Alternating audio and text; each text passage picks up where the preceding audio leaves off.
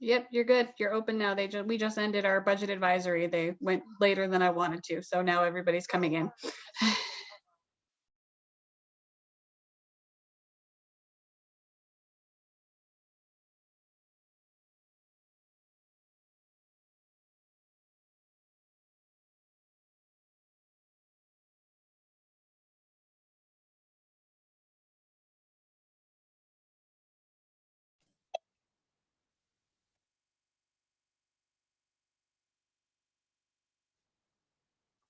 Oh, there's Karen.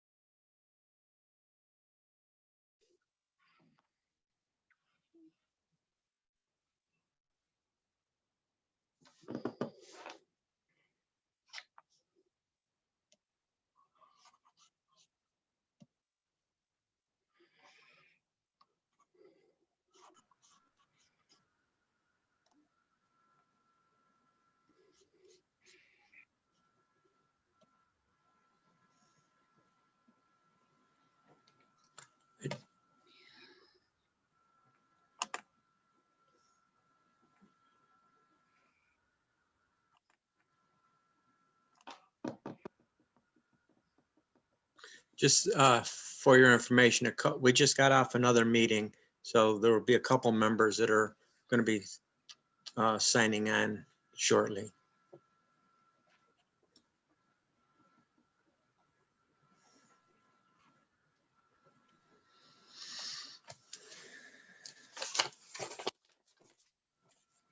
Mr. Manzolini, this is Miles Garfinkel. I request to speak during the Boulder Dash discussion.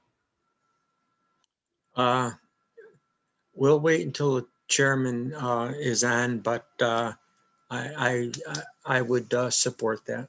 Thank you. You're welcome.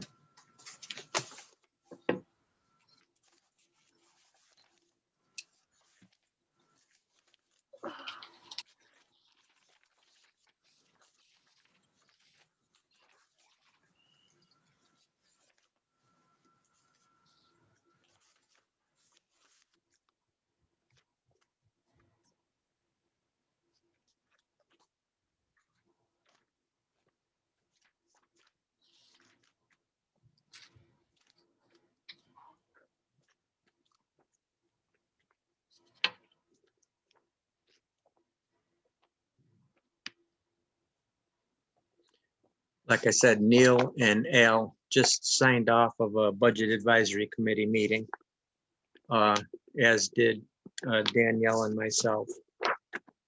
So they're probably looking for links and things like that right now.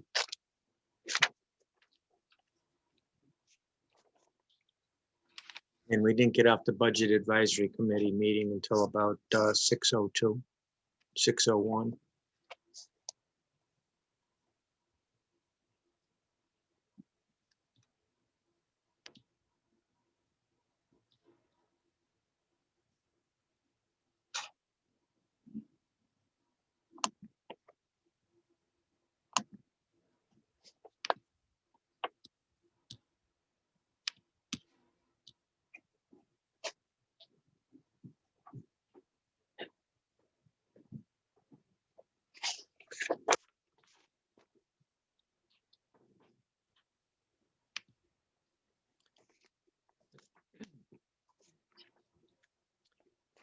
Hey, Danielle. Are you there, Danielle?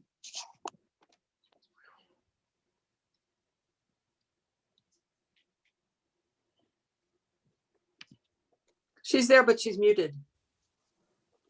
Or she may have stepped away, but her microphone's on mute. I was just wondering if she could put up the governor's message. We can get that out of the way.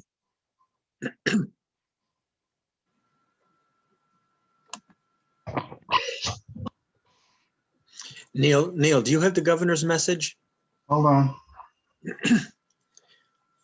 Well, Al and Danielle get on. We can probably read that. And I do have the governor's message.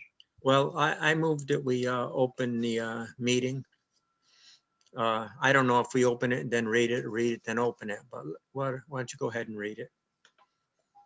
An executive order from the governor of Massachusetts relieves public bodies from the requirement in the open meeting law that meetings be conducted in a public place that is open and physically accessible to the public, provided that the public body makes provision to ensure public access to the deliberations through telephone, internet, or satellite-enabled audio or video conferencing, or any other technology that enables the public to clearly follow the proceedings of the public body in real time.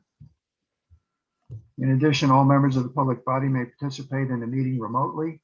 The open meeting law's requirement that a quorum of the body and the chair be physically present at the meeting location is suspended.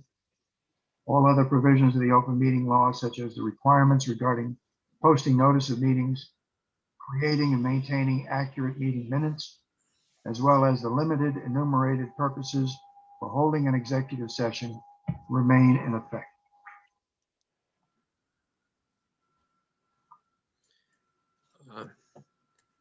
Thank you for doing that. All right. Is Al making? There's Al. I just made it through. Well, I knew you were doing that, and Neil as well.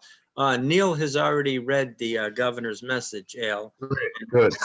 We opened the meeting, but now it's in your hands. Okay, I'm not sure what the first article is. I don't have a copy of tonight's agenda. I'm unable to print them, so I'm gonna have to rely on someone to start me off with this Board of Selectmen's meeting.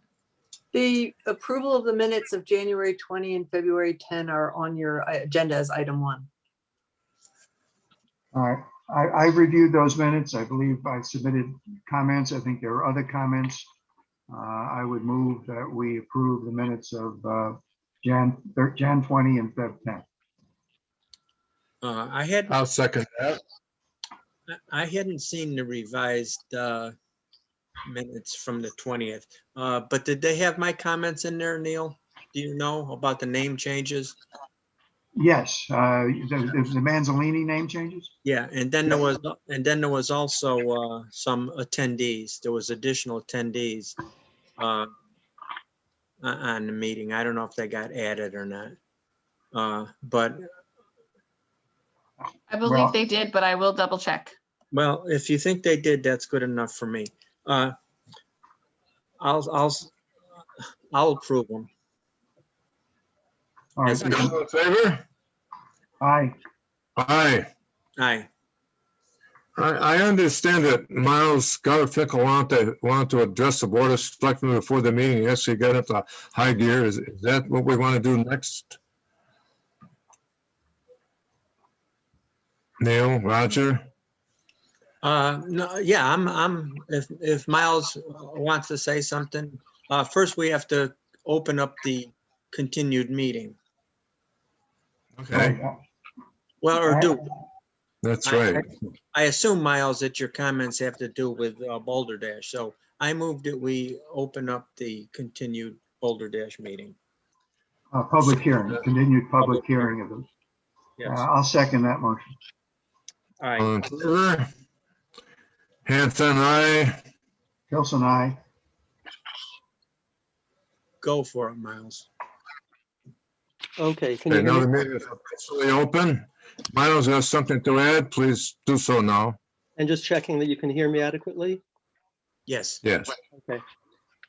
I'm Miles Garfinkel of 293 Shore Road, Richmond, a member of the committee whose goal is to have the town officials of Richmond reduce to an acceptable low-level nuisance noise originating from Boulder Dash Cellars. We represent 28 friends and neighbors of Richmond Shores and Colonial Acres. There have been many changes to the most recent special permit of February 11th compared to the initial permit. Some of these changes are increase in hours of operation, which may result in increased hours of noise, and elimination in the February 11th permit of use of electric guitars, bass guitars, and drums. Also, it seems there has not been appearing in the most recent permit a change in yearly review. We continue to have concerns about noise, which we very much hope will not disrupt our peace and enjoyment of Richmond Pond this spring, summer, fall, and beyond.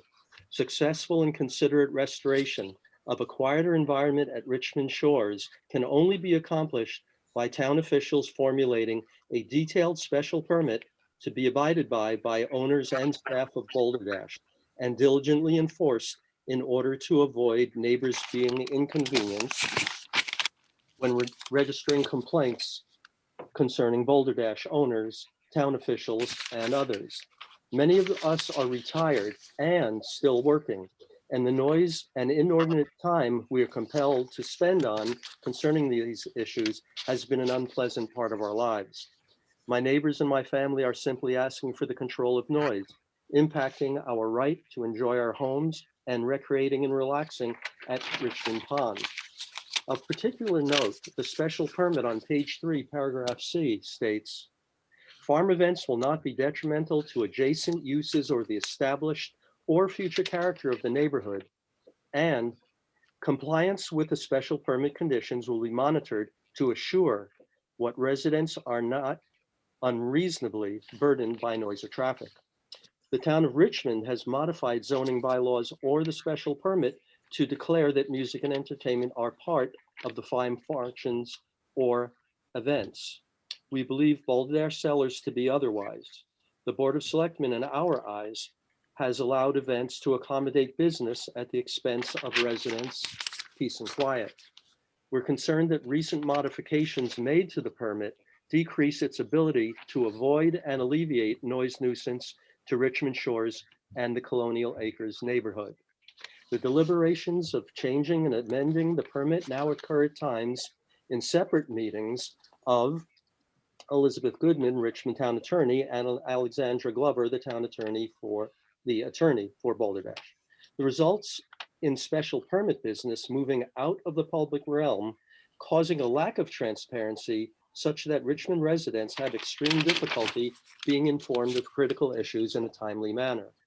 To reestablish our access to information and ensure our rights, we may also need to acquire legal help. We recommend the transcripts and video of Zoom selectmen meetings be available to residents much sooner without, as in the past, need to contact town officials to find access to such records. Making such records available within 1 or 2 days would be very helpful. We are not a small group, as some who live at a distance and are not affected by frequent disruptive noise have stated. Neither are we opposed to the conducting of business. As we have emphasized in previous meetings, we go out of our way to support local businesses and conservation organizations. We are, as of now, 28 residents and their families, and I am sure there are more who are concerned with disruptive noise. Some of our neighbors have lived at Richmond Pond and adjacent neighborhoods for over 50 years.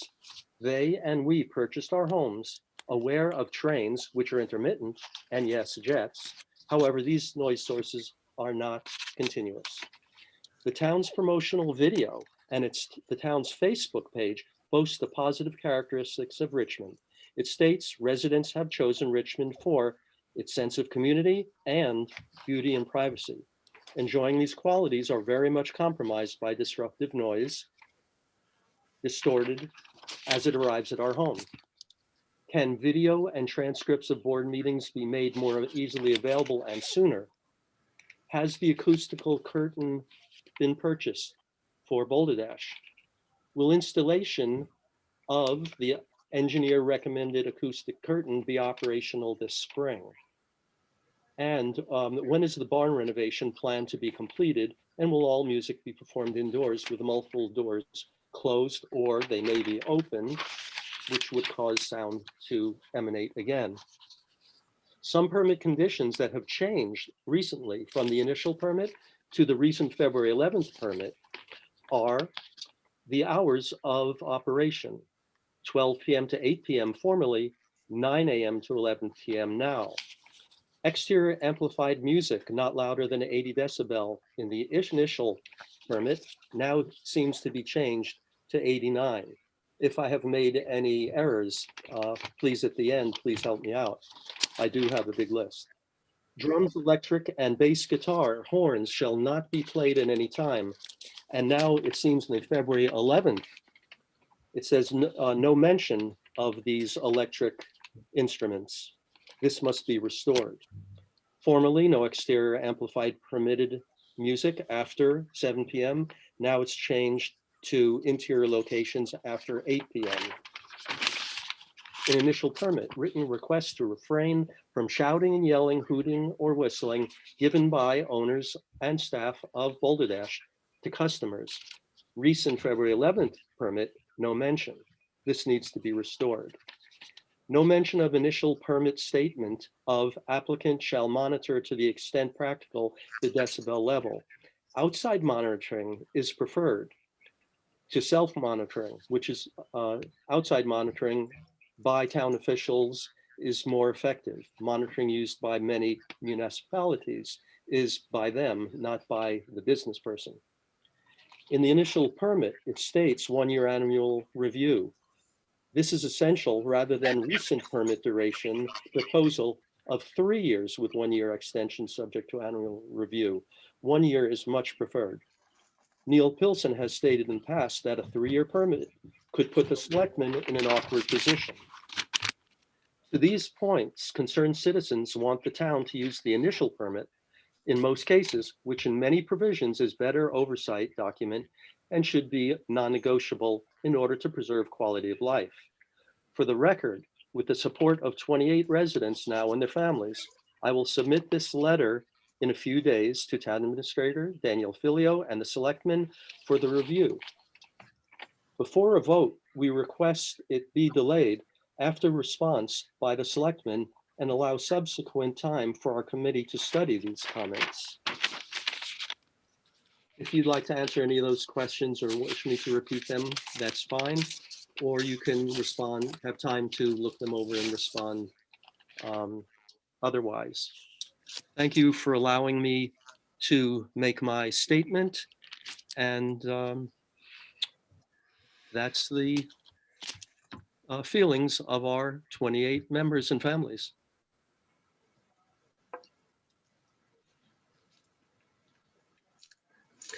Okay. Do we have any comment from the Board of Selectmen on this? Neil, do you have anything to add to that about the rather lengthy discussion? I have a couple comments. Miles started off by saying he'd like it to be, the noise level to be reduced to an acceptable low level of noise in the control of noise. An acceptable low level of noise, as defined by the state, is 80 dB at the boundary.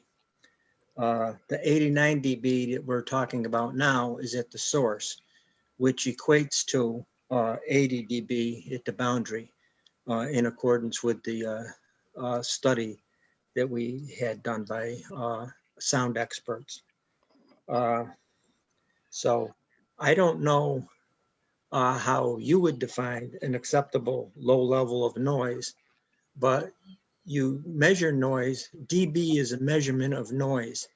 Now, I know in the past, it's been commented that we're not concerned with the dB level, we're concerned with the noise level. Well, dB is a unit of noise. It's like saying, I don't care what the speed of the car is in miles per hour. We just are concerned with how fast or how slow it's going. I mean, the way you measure that is in dB or miles per hour in the analogy. So I don't know what more can be said about the quote unquote acceptable level, low level of noise other than a dB number. Well, I think it is in the power of the owners of Balderdash to be able to regulate the noise to an acceptable level so that complaints are not made during the music. That is, many times, many of us make a phone call. And if there is an absence of phone calls or messages to the town selectmen, then we might realize that things are getting better or acceptable. Again, the absence of hooting, yelling, hollering, and all that, according to the sound engineer, those impacting noise, the hooting and all, plus the drums, electric guitar, bass, and horns. Mhm. So if there's no itch, no need to scratch it. I had thought that we had addressed the issue of hooting and hollering, and I believe that Christian himself has said that he would talk to the band members and the public when they have an event, that they would not like this to go on, that they would try to stop this type of noise and before it starts. And I think that having the band leader or even Christian himself announce that when they have an event is probably the first step in cutting back on that type of noise. Yes, and will the request be made frequent enough verbally, or as once was proposed with a written statement, a handout? And when the announcement is made by a band member, would it be received seriously by 50, 100, or 175 people? That's to be seen. I would suggest that it would be, because I would suggest that if they were to get out of control, the band would simply stop playing and say, this has got to stop. And it's up to Christian and others in the band leader to be the overseers of this type of a situation, yelling and shouting, in my opinion. Okay. One other thing I wanted to mention was that in a Berkshire Eagle article, 2018, Christian said that it would be a family event where families could enjoy music. He also said something concerning if Yo-Yo Ma wanted to come, we wouldn't turn him away, indicating that music would be of acceptable and pleasant volume. It seems that there has been a mission creep where the types of music, volume of music, frequency of music have just increased. So again, looking back at the Berkshire Eagle and comments made in that article, they did not predict what is happening in the last 2 or 3 years.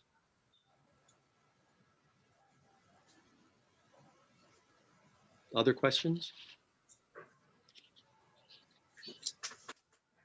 Not yet. This is Neil. I'll just give you a quick comment. I think the permit as it's written now achieves two important objectives. One is serious noise mitigation steps have been included in the permit. And the second is we have the ability to require mid-course corrections if necessary. And I would point to the language that I had it a minute ago, but it's basically that we have the ability. Paragraph to- 11. Neil, Yeah, paragraph that's 11. problem is my pages is stuck together.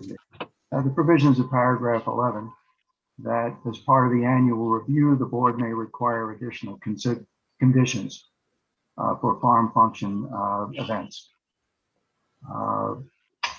So I'm prepared to go to this summer's activity, the season's activity, with the noise baffles, the limitations on the number of musicians, where the speakers and amplifiers must be placed.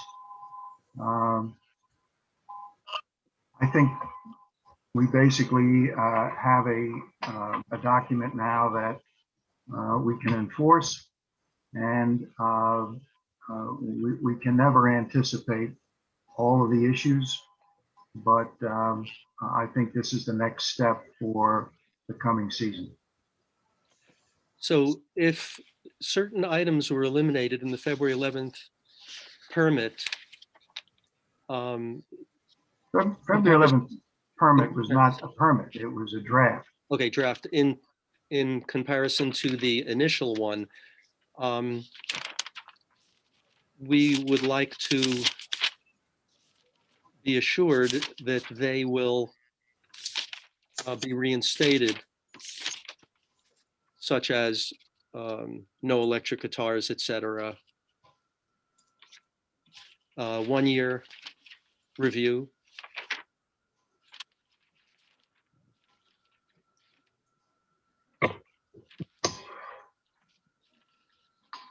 And that things not be eliminated in the most recent draft, which would control sound noise.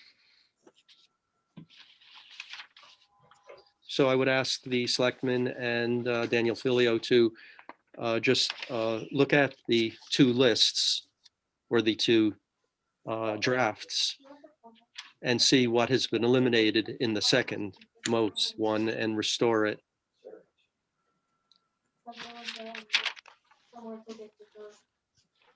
Allison Cole had a question. I think what Miles is trying to ask is, we've received now 2 versions of the proposed permit.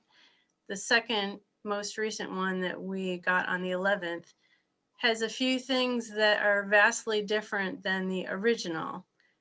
And we're saying that the changes that were made could drastically increase the nuisance noise.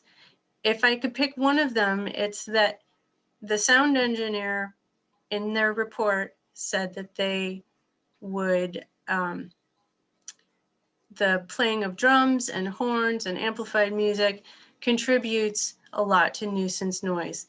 In the first permit proposal, those things are restricted. In the February 11th proposal, they are not.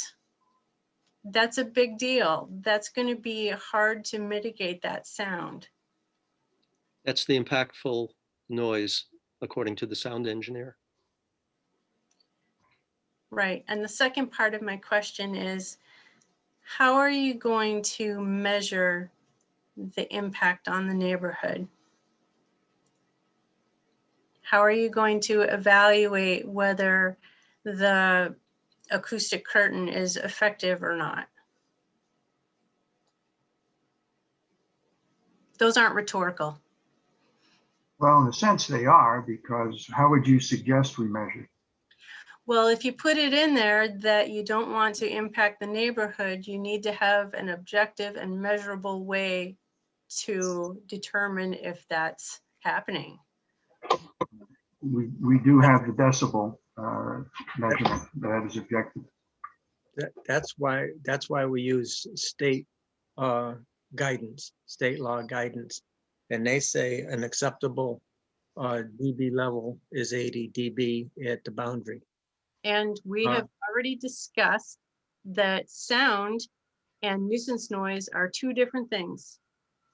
Nuisance noise is subjective, and that's what impacts the neighborhood. I want to know how you are going to measure that. The only way you can measure it is with a dB. That is not what I'm saying. Yeah, the nuisance noise that we would experience at our homes could be the result of a wide variety of decibel levels. It's just how it gets there and what it sounds like. And as Mr. Freylinghausen has mentioned, as it gets to his place up at Colonial Acres, it's constant and distorted and unpleasant. So his outdoor activities in his yard and on his deck are not as pleasant these days. So it's the nuisance and distortion is just present, is delivered. It bounces off my neighbor's house right to my house, to my deck. So as we all know, you can't really predict the weather as well. You can't predict the sound, how it will behave from the source as it travels and at the receptive site.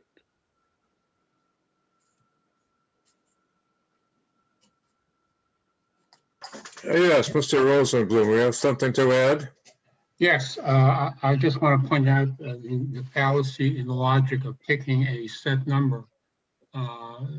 Commonly, what we do in the court system is we point out you have a speed limit and it's 50 miles an hour. And it's a rainy day, it's a snowy day, or kids are being let out of school. Well, that's a different speed limit. It's a rainy day and there's ice on the ground and you're going 50 miles an hour. And you go off the road and you hit somebody, you hurt somebody, and your defense is, well, the speed limit is very clear. It's 50 miles an hour. So that basically shows when you talk about things like nuisance, that number is a guideline. And the other issue with nuisance is, as AJ Cole said, it's very subjective. And the test is reasonable. Unfortunately, that's really not a good test, but it's the best test we have. So when you've got a chapter 13 says that a right to farm includes attendant incidental noise. Okay, I'm not really interested in 80 decibels or things like that. I want to know how does a farm generate music 7 days a week, 12 hours a day, and how is that that whole thing incidental to farming? Putting in a bar, putting in a music venue on a piece of property that somehow was able to get the term farm used for it. The main function of that piece of land is music and it's drinking. And you're going to now say, well, let's call it farm. I don't know how you did it, and that's going to be another issue. But be as it may, to say that incidental noise generated as a farm use is music 12 hours a day, 7 days a week, up to 80 decibels, or whatever that term is, just, it's either, well, I could say ludicrous. I think it's sad that you have been co-opted into that position. I speak to friends of mine in political and legal positions, and they think it's hilarious. I mean, it's just absolutely shameful to have somebody run a bar, music venue next to a residential neighborhood and to get away with this. And we are reduced to arguing whether 80 decibels is right or wrong. I also want to point out that you really have not addressed the nuisance issue, because like I said, it is subjective. I think it's for another time. And not only have you been co-opted, you're not even giving us a chance to review this information. As a practical matter, when you say 3 years and a chance to review, you know that old expression that possession is 9/10 of the law? That's not really for possession. It's law is 9/10 of the power. So once you have passed this law, which says 3 years with an annual review of 1 year, when that noise begins to float in and disturb us, and I would bet my soul that that's going to happen, okay, what are we going to do? We're going to write a couple of letters, wait a couple of more weeks, write a couple more letters, and we're retired people to a large extent. Richmond Shore is not a rich area, okay? It's middle-class people. What are we going to do? We're going to go deep into our pockets and start hiring lawyers and fight. And while all this happens, the music goes on and on. And this is a nuisance.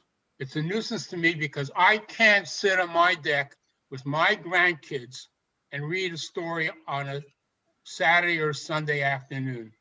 It's a nuisance because I'm in my house, I'm upstairs on my computer trying to do a little work, and I got to listen to that music thundering down. Well, I wouldn't call it thundering, but it's there, and it's often, and it goes on and on. The last comment I want to make is I was amazed by the amount of people last time who spoke for Balderdash because they thought it was a nice idea. It really doesn't affect them. Okay, this is not a vote as to who majority wins. Mr. Pilson, you are, I'm sure, aware of James Madison, the tyranny of the majority. We are a group of 28 people and growing. Pretty soon, we're not going to be so small. Okay.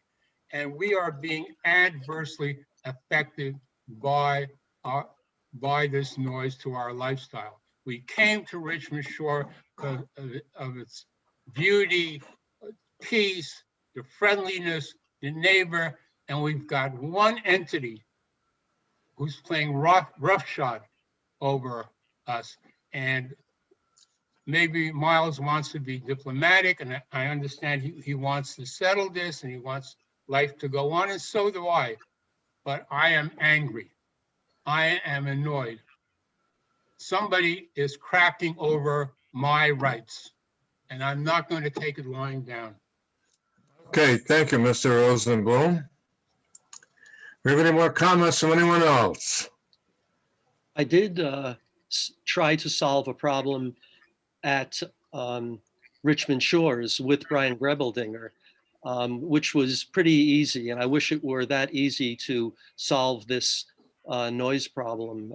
People were speeding through dangerously. There are children living there, and we have grandchildren visiting, many of us in that neighborhood. And so we took railroad spikes and we installed speed bumps, and that solved the problem. I wish it were that easy. Well, for one thing, I know the state defines what a fine winery can do. Hold on. And I believe that the Balderdash people have tried to maintain their business in the state's guidelines. Now, we as a Board of Selectmen have acted upon some of the complaints, and I don't know how this February 11th thing lost any of its punch. I understand that all that was supposed to go forward. All of the restrictions that we had talked about in the original, I assume, are still in place. That's Do we have any more comments on that? That's reassuring that all the conditions will remain. If that's the will of the committee of our select board, we can do that. I'm looking at, I think the two changes that Miles identified were the hours, which we could reconsider, and the musical instruments. Right, there was an expansion of time that goes from 9 to 12 or 1 o'clock. And of course, that's very critical for the elimination of electric guitar, bass guitar, horns, drums, which could make things 10 times louder. Oh, one thing, I spoke to the owner of Marlborough Wineries in Marlborough, Massachusetts, just east of Great Barrington. And when they have music, it's always one performer. An interesting comparison. Peter Mr. Miller has a comment. Yeah, excuse me. In regards to the drums, it does mention in the noise reduction study that it says it is recommended that drums, or at least amplified drums, be avoided. It also indicates that because of the weather and time constraints, that possibly installing monitors which measure over a period of 5 to 7 days and calculated background noise level be represented. So those two things need to be taken into consideration, in particular with the drums. I can hear the bass noise transmitting through my house with all my windows closed. It's a level of intolerance. And I just want you guys to take that into consideration. Thank you. I would like to hear some comment from Christian Hansen himself, if he's listened to some of this, and I do believe that the February 11th thing does include it. It may not have appeared in print, but I understand that a lot of that stuff does move forward, the drums and amplified music and things like that. Am I mistaken in that consideration? I'll just defer to the select board. I know you have the permit in front of you. But thank you, Al, for just allowing me maybe a moment or two to address a couple things. We certainly do not play music 24/7, so I'm not sure if somebody's hearing other stuff 24/7, that's not us. I mean, obviously no one's playing out here in the middle of the night. We don't have music 7 days a week. Generally it's 2, maybe 3 days at the most, and for 3-4 hours a day. So I don't know where 24/7 is coming from. In terms of what happened last year, I know there's a lot of comments about last year. We had 2 days where there were drums, and I gave information to the select board saying, hey, this is something we'd like to use our farm function permit to do these special activities with a larger band. One band had, I think, 5 people with drums. Another one had 3 to 5 people with drums.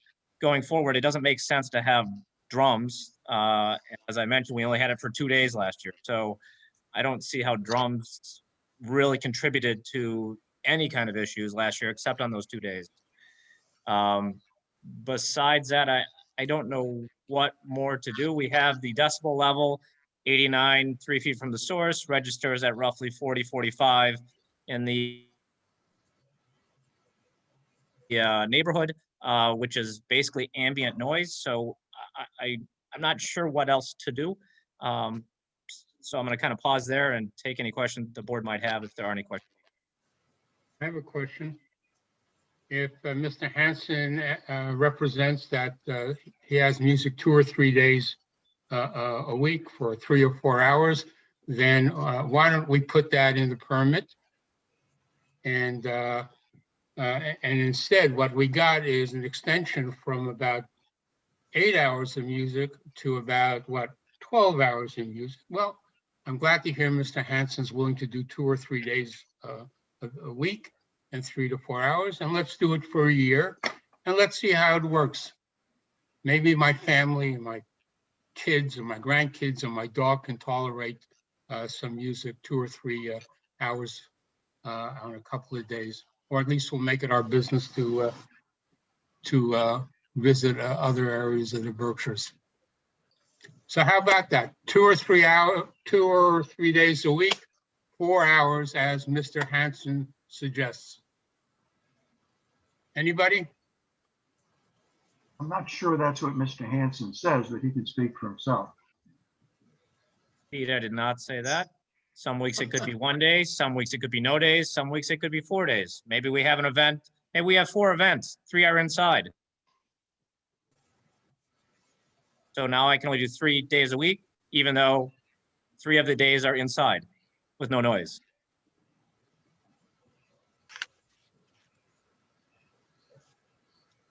I hope you all can see the difficulty in writing this permit, but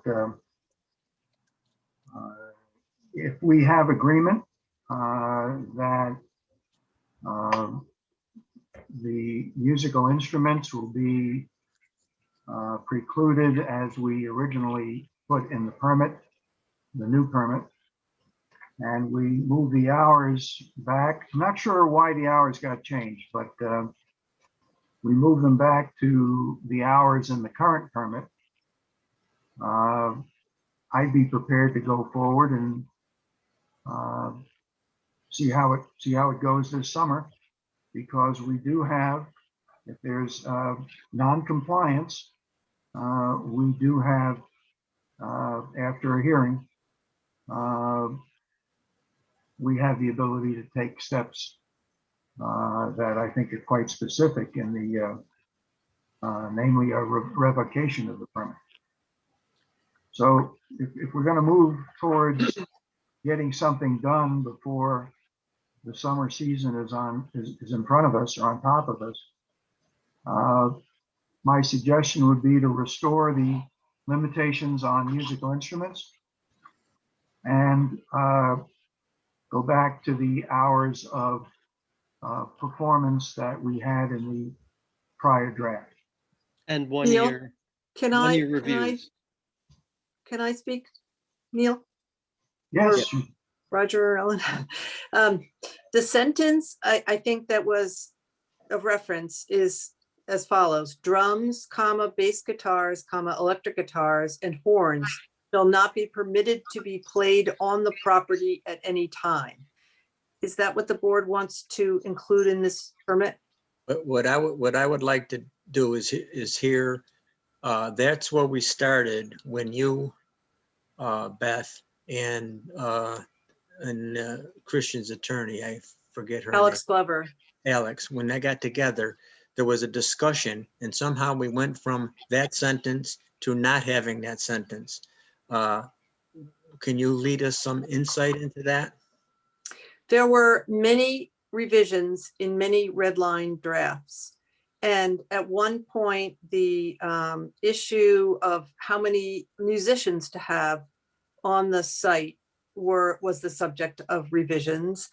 And it went from only one musician to 3 musicians. And at some point, it was felt the same time, I think, when the sentence that removed the hollering reference from the permit, it was our understanding that we weren't asked to specify the instrument because we had the noise limitation in place. So it was just a simplification theory. Well, No intentional. If the Board of Selectmen wants to put that sentence in, I have that sentence. It could easily be adopted and added to this permit. well, it's nice to keep simplification, but it's also nicer to get agreement and to compromise. If Christian is amenable without a lot of heartburn to reinstituting that limitation in instruments as originally stated, then I would agree with Neil to reinstitute that sentence. The other thing about the hooting and hollering, that also is a, I don't know how you regulate such a thing. And you know, we do have, the town of Richmond does have now a noise, I don't want to say ordinance. We've always had a noise ordinance, but we have a noise sign that could be made available to Christian should he ask to use it. We could show it to him, and that may help him if he's willing to post it on his property. And hooting and hollering, I don't know how you regulate such a thing other than by requesting an audience to not make those noises. But you know, those are difficult things to try to manage. But they can be accomplished. I have Hi. spoken to 500 middle schoolers, and with proper methods, you can avoid all kinds of noise. If I could continue to speak about the other edits that were requested with the hours. At one point, the permit, well, it involved a lot of different things, but I think the request is to return the hours of exterior amplified noise to 12 PM to 8 PM. And if the board wants to limit the number of days of a week of outside of exterior amplified noise, you certainly are in, that's well within your capacity. You could say exterior amplified noise will only occur 2 or 3 days a week or 4 days a week during the hours of operation or during other hours. Your board has the authority to do any of that.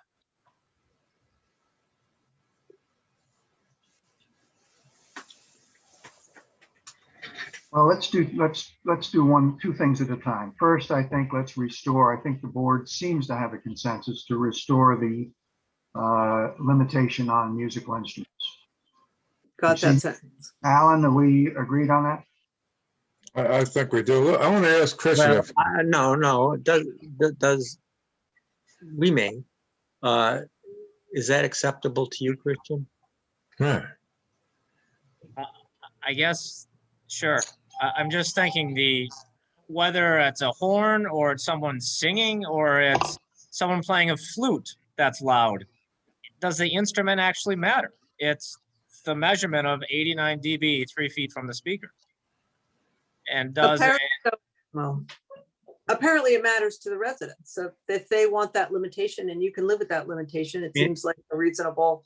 And it also seemed to matter to our sound engineer. Yes, there was reference in the report. I think the bottom line is amplification. Well, that's measured by decibels. But the fact of the matter is, we cannot guarantee to our residents in Richmond Shores, but we can take what we think are reasonable steps to create an environment where, in addition to the noise baffles and the other limitations, I'm frankly hopeful that the noise baffles will work. There will be a reduction in exterior noise beyond the facility with the baffles. But I understood Miles, and I'm looking to get this done tonight. I think for all parties concerned, I think we'd welcome that we restore the limitation on musical instruments that was in the prior draft. We limit the exterior amplified music to the hours that were in the prior permit, the prior draft. And I'd just be curious as to what the other board members think about limiting to a limited number of days per week. Christian I thought he had said, from a practical point of view, that's the way he's been running his business, and he doesn't have music 7 days a week. So if there's a limitation on the number of days to 3 or 4 or 5 or whatever the board is interested in doing, and while it's not necessary that it be acceptable to Christian, I think we'd like it to be, so that we have a mutual understanding rather than imposing a limitation, which we have the authority to do. So that's, I've been living with this, as has the other board members. And since it's in a public meeting, I'm basically searching for consensus among our board members, and hopefully between Miles and the people that he says he represents and Christian, to come to an understanding going forward into this coming season. We have the framework, And we always have the ability during the summer to make a mid-course correction. That's what is provided in the permit. If I could just comment on the hours, the permit already, the draft that was most recently completed in paragraph 3 says, no exterior amplified music is permitted anywhere on the property before 10 a.m. or after 8 p.m. And use of a tent is permitted, but the tent doesn't qualify as interior space. So there already is that hour limitation. And if that's what you want to change, those are different from hours of operation, generally speaking, which is what was in the other permit, I believe. See, farm functions are permitted. It says on number 1, farm functions are permitted Monday through Sunday during hours of 9 a.m. to 11 p.m., subject to the noise limitations below. And then in 3, we set a separate hour limitation for exterior amplified music. So if you're trying to modify the hours, you can do either one. And But what were the prior hours, Beth? in an earlier, there were so many other versions know. kept around, but in one, Draft on the 11th was 12 to 8. And this particular one is 9 to 11, but the limitation on noise between 10 and 8. So it's actually nearly identical. Well, he can operate, but what we're saying is you can't have amplified music. And I don't think it's unreasonable to say between 12 and 8, which was the numbers that were in the prior permit. okay, so that would be in paragraph 3, that underlined sentence. It says no exterior amplified music is permitted anywhere in the property. You want to change 10 to noon to 8 p.m. 10 a.m. to change to 12. Change 10 a.m. to noon Yes, or 12 p.m. yes. If I may just quickly address things, and the 10 a.m. hours in there because we have some brunches that were booked. And so I am not thinking about big bands at 10 a.m. I'm thinking about a DJ playing background music for a brunch after a wedding. So that's why I placed 10 a.m. in there. And if the board maybe would want to say, No, I think we just leave it. hey, there's a limited it's to written. 15 times a year. Also to Neil's comment, I would be fine if we limit exterior amplified music to 4 days a week. And regarding the time, 7 or 8, if it helped to move things along, I would say no more than 2 days a week after 7 o'clock. I am confused by amplified music. In one particular sheet of paper, it says no amplified music, exterior amplified music anywhere on the property. But now another one says it's allowed between certain hours. Now, which one is the right one to follow here? The reason I it's don't know where you say it's not permitted anywhere. What are you reading, Alan? No, I'm not reading. I just listened to what you were saying before, where there was no exterior amplified music allowed anywhere on the property. What did that refer? Oh, no, anywhere on the property. And then we talked about hours before it's either 10 a.m. or noon and or Okay. after 8. It's prohibited except for those hours of operation that you want to have it. And the question is whether it should be noon or 10 a.m. as a start time. I would recommend that it be 10 a.m. To 8, just the way it's written, for the reason that Christian gave.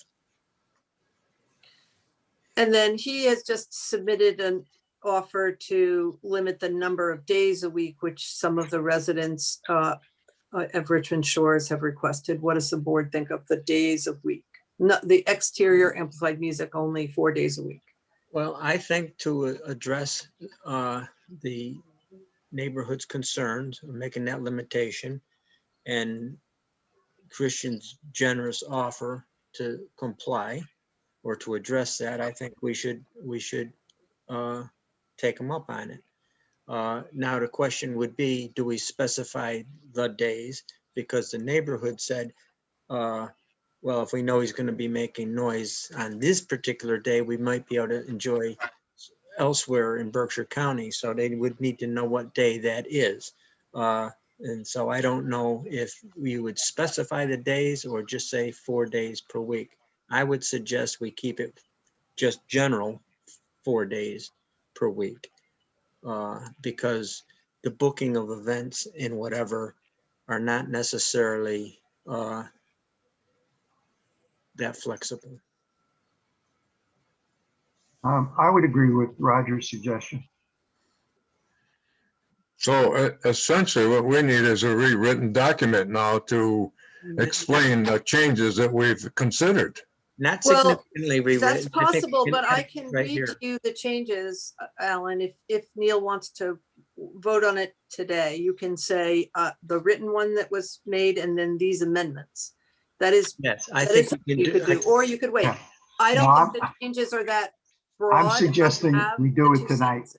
I'm suggesting we do it tonight. I will read, My if you suggestion want, is- I'll read the two sentences that are changed. Hold on a second. Let me hear. Roger, you agree with that? Do it tonight? Yes, we take the draft that we're reviewing now tonight, and Elizabeth is going to show us the edits to that. And that's what we would Approved, yes. Yeah, prove it as amended. Yeah. Do you want me to read that now? Yes, Yeah. please. Okay, I would add to paragraph 3, the sentence that says drums, comma, bass guitars, comma, electric guitars, comma, and horns shall not be permitted to be played on the property at any time. Maybe we should say outside, because maybe he can, when he has the barn play, they'll use those inside. I don't know.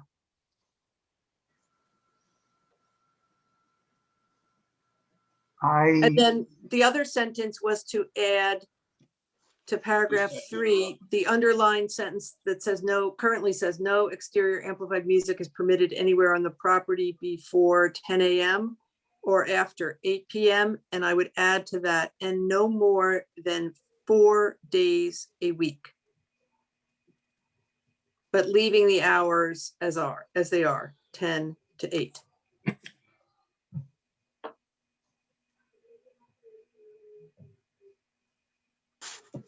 Okay, Are there, Al, is there any Holly other Stover edit? here. Are Would you there other, please, would you give Peter Miller a chance to speak, please? Thank you, Holly. I'm a little bit concerned with not specifically saying what days of the week you can have music, because if you say, okay, it's going to be 4 days, then the onus tends to be on us to say, well, hold on, didn't you already have 4 days this week? And it gets cumbersome. It just adds to the confusion. Let's pick 4 days. Let's pick, personally, I'd like to have no music on Sunday. I think that's a fair trade-off. But we don't seem to be going in that direction. But I think we have to have a definitive days that it is. Otherwise it falls on our shoulders to be the monitors. I don't want to be the monitor. I want to be the guy that sits on the deck and enjoys the lake and the sun. Well, The I'm trend okay that everybody hates. I'm okay with specifying the days. My only comment to that is this past year, we had 2 events, charity functions on Monday or Tuesday, I forget the day of the week, where they had just some person playing guitar in the background. You could barely even hear it on the property, but it was a Monday or Tuesday. So it's that kind of flexibility, I think is reasonable to not specify the day of the week for that purpose. Well, I can address that if I may speak, Mr. Chairman. yes, You have a separate permitting method for daily permits. And you could say in this permit that those limitations can be altered by your other permit. What do we call it? An event permit? Just a daily, like when you run a big race or you have something in the road, you get an event permit, parade permit, like that. You could alter the limitations through an individualized permit. I understand that, but I'm trying to get out of the business of, Right, right. That is, Permits. I'm just, yeah, Yeah, as I see this document, and if I'm interpreting this correctly, farm functions are permitted Monday through Sunday. So you could have music 7 days a week. Is that correct? subject to the noise limitations. Correct. But still you can have it 7 days a week. So what do the neighbors get out of this? No days? And limited to 4 days per week outside. We're saying, we've agreed on 4 days. The issue now is, do we identify the days I think we should. or not? I think they need to be identified. You have to give us hope. Don't take away our Well, hope. I'm gonna, Is there a particular day, Christian, that you could pick that says, every week it'll be a particular day, say? Tuesday. Okay, Tuesday? Did you say? Tuesday, there will be no music. Okay, so then no, and Tuesday and 3 other days. And Sure. no, wait a second. 2 other You days. said 4 days a week. But Tuesday and 2 other days. Roger, you're the But engineer. without You're good naming with them, without numbers. naming Monday, them. Tuesday, Wednesday. oh, okay, you're gonna do Monday, Tuesday, Wednesday, no music. Monday, Tuesday, Wednesday, no music. And if we have a charity event that would like music, we'll come with another permit request. Different, something else, yeah. So then that would read, no exterior amplified music is permitted anywhere on the property before 10 a.m. or after 8 p.m. and no more than 4 days a week with Monday, Tuesday, and Wednesday, no music, exterior music. It's a little awkward in English, but Personally, I'm fine with that. I'm not sure if anybody had any complaints Monday, Tuesday, or Wednesday this past year, but I'm fine with this amendment. Okay, figure out how to put that in English. And then no we'll, more than 4 days a week with Monday, Tuesday, and Wednesday being no exterior music allowed. But exterior music's only permitted Thursday through Sunday. see, Okay. Exterior amplified that's a music Only different. permitted. is Thursday, only Tuesday. permitted Thursday through Sunday. That was easy. Exterior amplified music is permitted Well- anywhere on the property before 10 a.m. or after 8 p.m.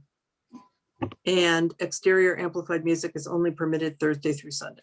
Okay, With due recognition that we are probably, this is not going to be the last public hearing on this issue, I regret to say.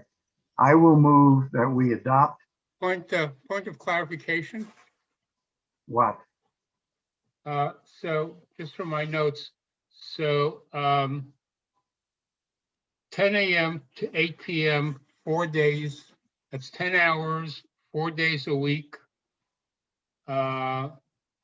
is accepted agricultural practice pursuant to Chapter 13 of the town bylaws, because that's an integral part of farming practice, correct?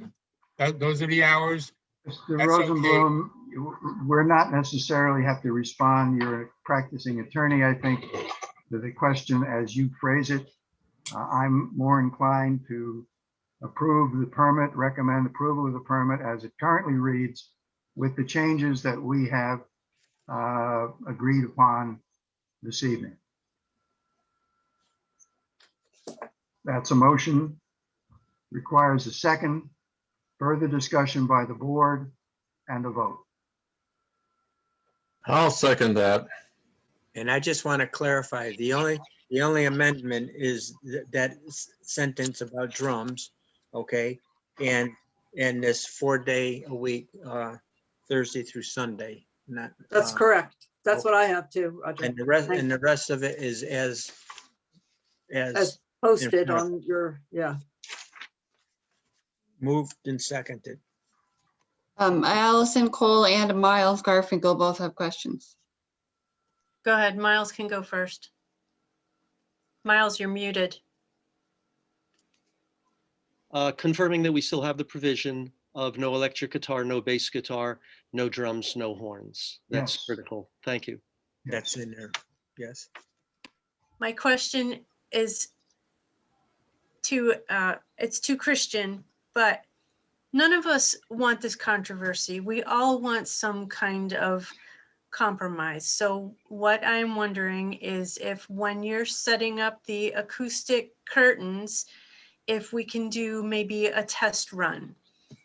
And you're more than welcome to come on my back deck and listen to it. And maybe we can come to some kind of understanding if it'll work.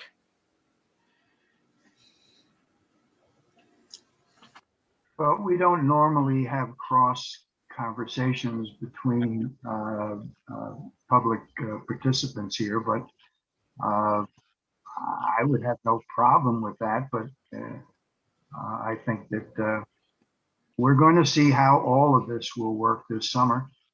Hopefully, it will alleviate most of your concerns. I think I said at some prior hearing, I don't know if we can flat out guarantee to you that there will never be any noise from Balderdash that might be heard at your property.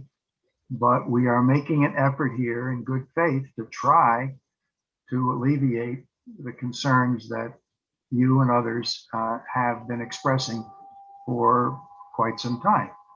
And I think if we can, I want to get out, and I want to get out of the business of Saturday and Sunday afternoon, driving down to the shores with my trusty noise meter to try to ascertain the level of noise or music or whatever you want to call it that is at your property line. But a suggestion that the baffles be tested is probably, there might be an issue of placement that would be helpful. And I would hope that that would happen, but I can't speak for Christian on that. Well, this was just my comment. I understand. I understand. So that we can try and avoid conflict in the future, because none of us want that. Well, I would tend to say that any incident can be visited. I mean, we have the authority to visit a situation if it gets out of hand. Everyone must understand that this is not the final solution in a sense, but I think that the solution will be if there's a problem, we can visit it then and there and try to amend it on the spot.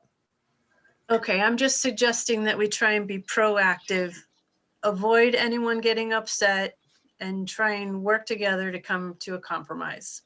I am in favor of that. I would suggest that that's exactly what we did tonight. We listened to Miles and his proposal, and we restored the elimination of the instruments, which he requested. We also restricted them from making any music at all on Monday, Tuesday, Wednesday, which is basically a pretty good win on the neighborhood's part. And I think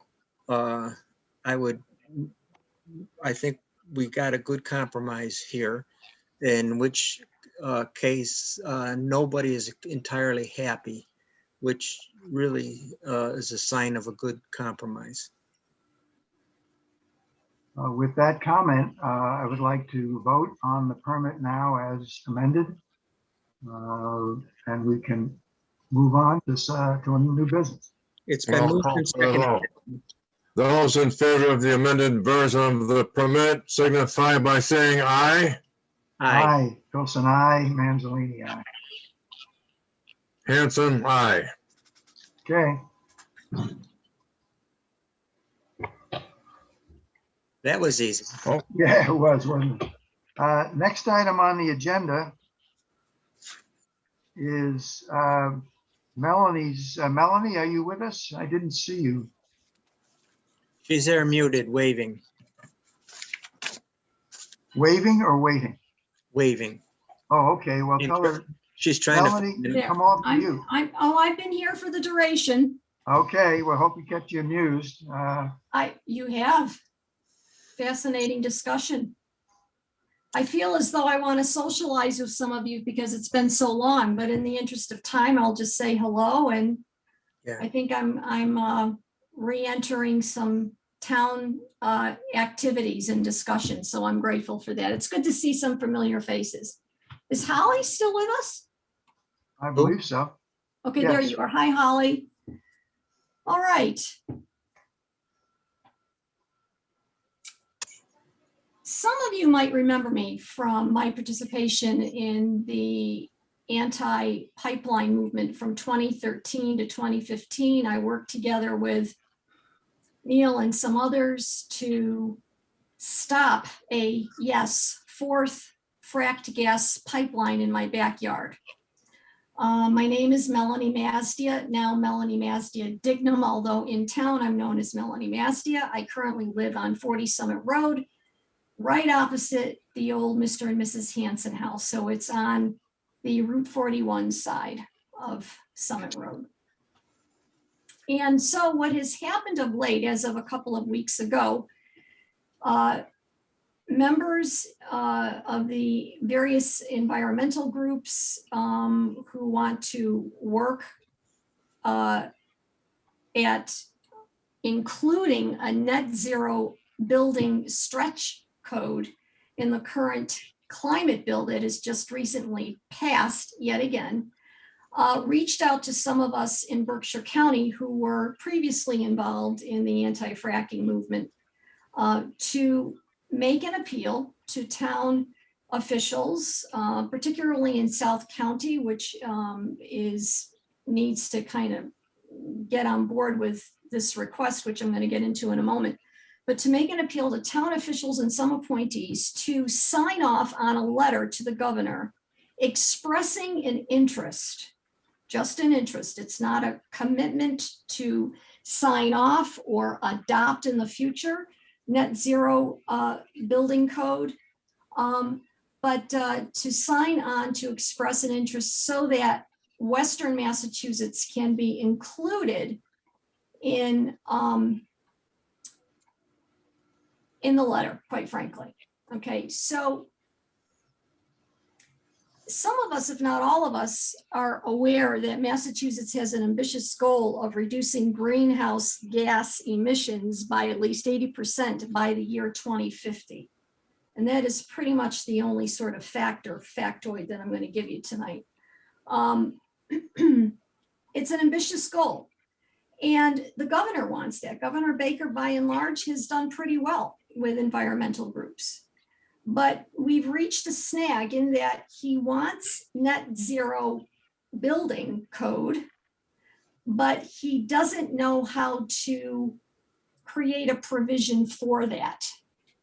So what the environmental groups on the other side of the state, particularly in Brookline, evidenced by Tommy Vitolo's folks, the Brookline area, want to do is to make sure that the current stretch code that we have for efficient buildings and some renewable energies is expanded to the net zero stretch, because the current stretch code doesn't stretch enough. Okay, so currently towns can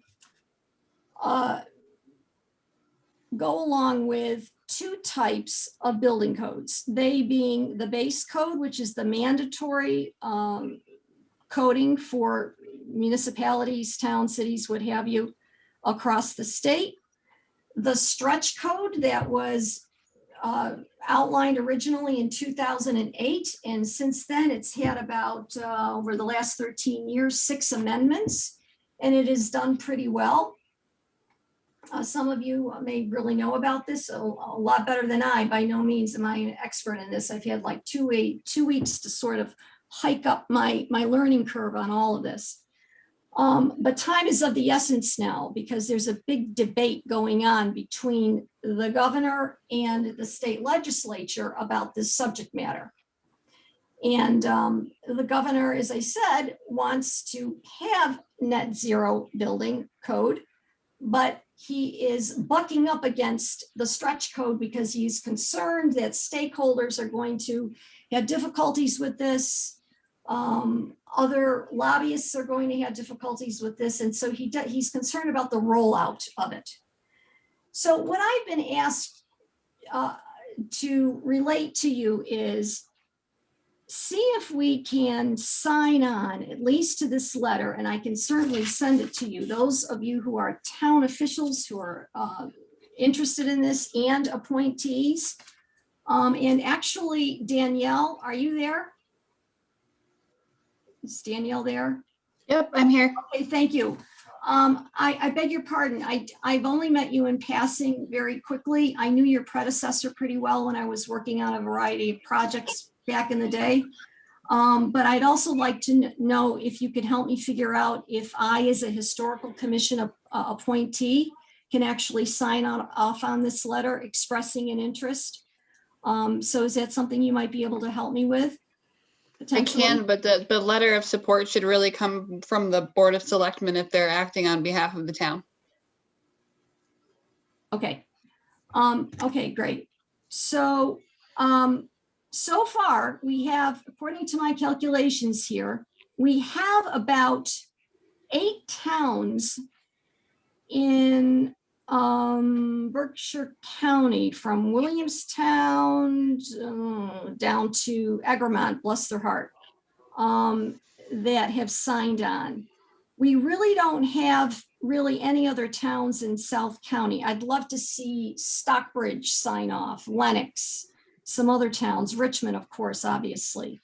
So far, there are about 60 towns and cities that have signed off on this. We'll call it a letter of interest. It's very involved. It took me a long time to get through it. Certainly, I think, Neil, you have a copy of the letter that I can certainly send out to some of you. And I actually came up with an outline here. I don't know if Selectmen, you have an opportunity to look at this today. But that's really what it's all about. Now, this is a big group tonight. What is it? There are 25 participants, or at least there was when I first got on. I don't really know many of you, and I don't know really what your areas of expertise are, those of you that are in the sort of listening audience. So let me just go ahead and review what net zero is all about. Net zero or zero net energy or net zero carbon are all terms for achieving zero greenhouse gas emissions for buildings and their operations. This is achieved through a combination of energy efficiency and renewable energy.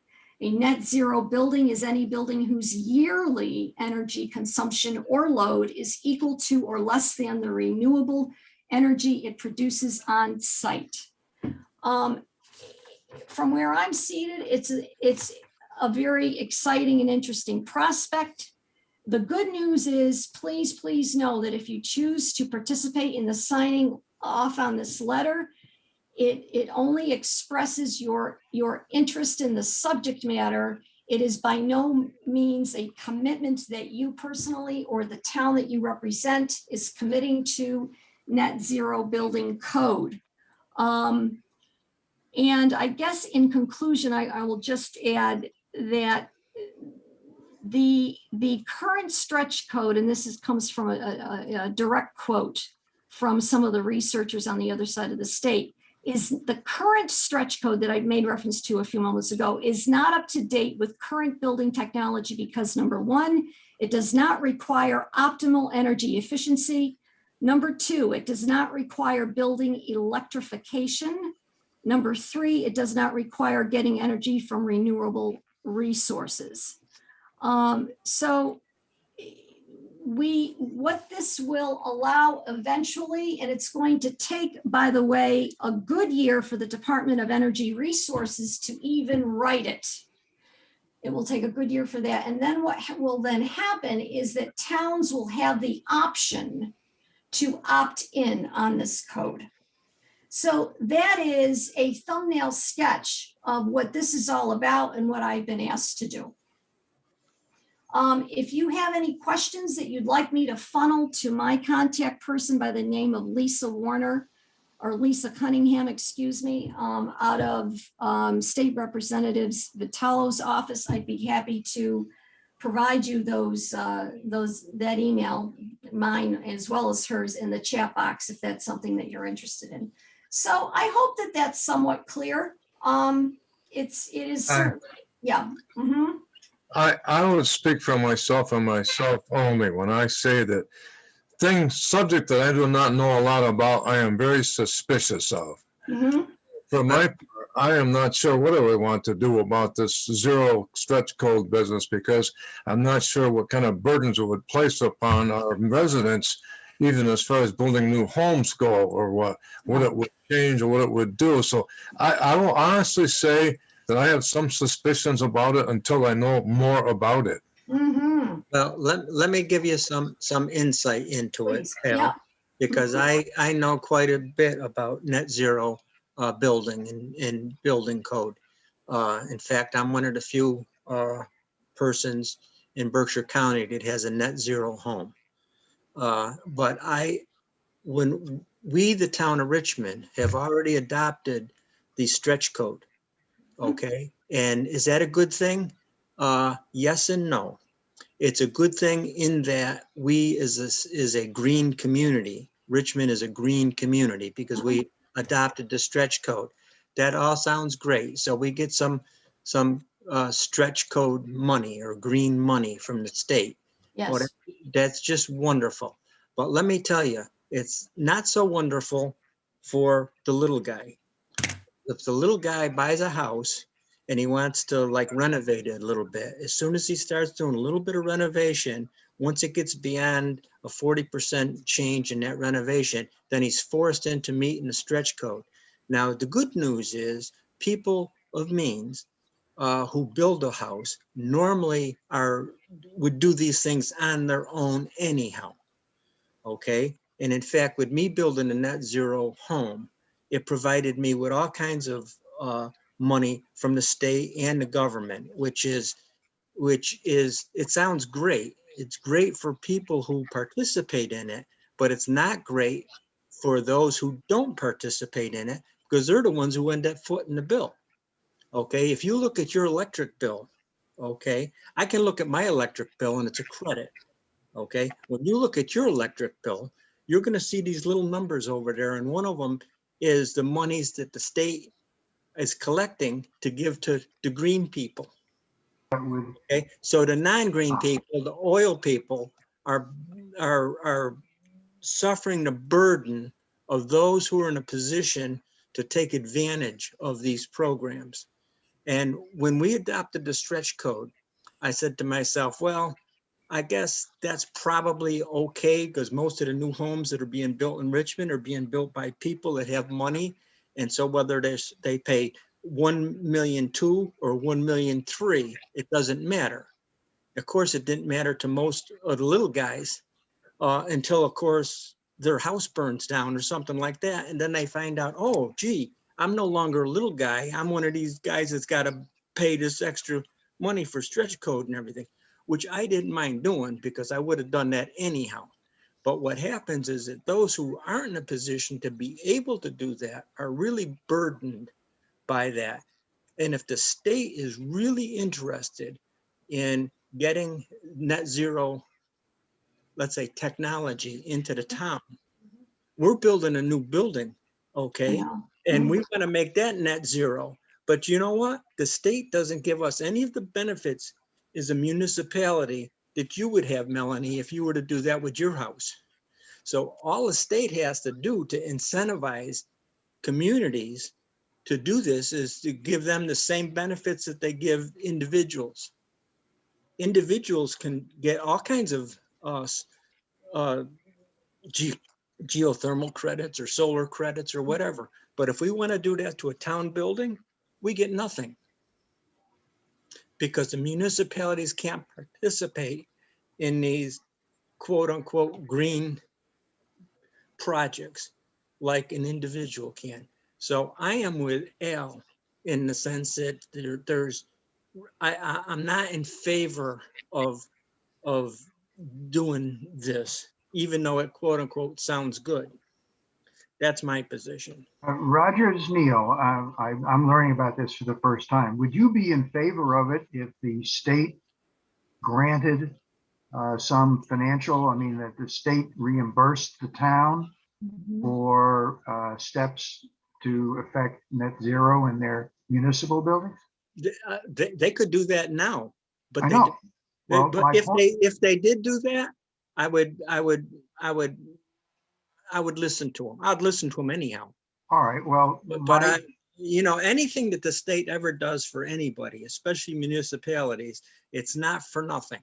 no, It's no, always something all in I'm return. suggesting is if we were being asked to sign a letter or to sign on to an appeal, we could say, yes, we support it, provided the state give municipalities comparable support that it gives private homeowners. I would be more in favor of it there in this sense, because when the municipality benefits, then the townspeople benefit. But what Yes. happens is that the little guy always is the guy that gets stuck with the bill. Well, in anticipation of that question / comment, I did do a bit of research on this, and I want to read you a quote. Okay. The net zero energy code is key to meeting the state's climate goals and also creates comfortable, safe, and healthy spaces with low utility costs, a huge benefit to owners and occupants for the many decades of a building's life. My understanding is that this is a project that's going to be well vetted. It's going to be fully researched. The state is planning on hiring many consultants to take a look at all of the things that you are more or less alluding to that I really can't speak of, the leads, the HERS scales, all of those things that are involved in these kinds of energy efficient programs and what have you. And this is a hot button topic in so much that they are really petitioning the state, these environmental groups who are writing this. They wrote this very long letter. I'd be very happy to send it to you, to Roger and to Al, who are wanting some perks from the state to help, as you say, the little guy. So the little guy, the real little guy gets help. When I say the little guy, I'm talking about the guy in the middle. He never gets helped. Okay, he never gets helped. And I hate to use the word never, but there's a case where I feel comfortable using it. The guy in the middle never gets helped. Can I stop real quick? Sure. Well, I'm not leading but by all means. Neil, do you want to take over here? No, Okay, Danielle. go ahead, Holly. Sure. Holly wants to say something. I just would like to clarify one thing, and that is she's asking that the town signed on to a letter of interest. Yes. I understand. So there's no commitment here. No commitment. It's just a letter of interest. And I think we should go forward with signing a letter of interest and see where that goes. I would be I willing. don't see to the do harm that. in doing I that. would be willing to do that with a proviso that Neil suggested, that I am suggesting as well. Okay, I'm going to write that. Just give it to me verbatim. What is it that you're looking for, Roger? I'm looking for the municipalities to be treated the same way as someone who builds a net zero house would be treated, with all the perks. For example, right now, when we build this building, if we build a new town building, I would like to, I would like to totally solarize it. We're not going to have we don't need geothermal wells, because we can accomplish what we need to accomplish just with solar panels. The problem is we derive no benefit from no solar panels other than no electric bill. When you solar rise and make your house net zero, Yes. you get all kinds of state credits, you get all kinds of federal Yeah. credits, you get all kinds of, the non-green people paid me all kinds of money. I feel guilty taking it, but I didn't write the rules. Well, I mean, your point is well taken. In terms of the little guy or the middle guy or what have you, I mean, just to throw a hypothetical at you, let's say a person comes in and wants to build a home and uses all fossil fuels. Well, it's going to have to be ripped out in 26 years if this ambitious, deadline is met. So it's about an investment in the future in the green market economy as it's coming more and more online. And the way I'm going to invite you to take a look at this as you entertain the possibility of signing off on this, I'll just call it letter of interest. That's not what they've called it. It's what I'm calling it for all intents and purposes. That's what it is that if we in Western Massachusetts display an interest in North Berkshire County, South Berkshire County, Pittsfield, that we are at least interested in this and it passes, that will give another town, let's say a town that is not as equipped as Richmond to do upgrades and to build a beautiful new town hall and a town center, to be able to sign on, so in other words, we're kind of also doing this for our state as well as for our town, if eventually this thing were to pass, because the governor might say, okay, all across the board from east to west, there are towns that are at least interested in pursuing this as an option. It's only an option. We could stay at the current stretch code if we want. And if we want to do net zero stretch, we can adopt it at our own pace, as I understand it, or not. Speaking to that, I know that the town of Richmond didn't like the looks of any windmills on the mountaintop. We didn't like the looks of any solar panels by the acreage on anybody's large fields.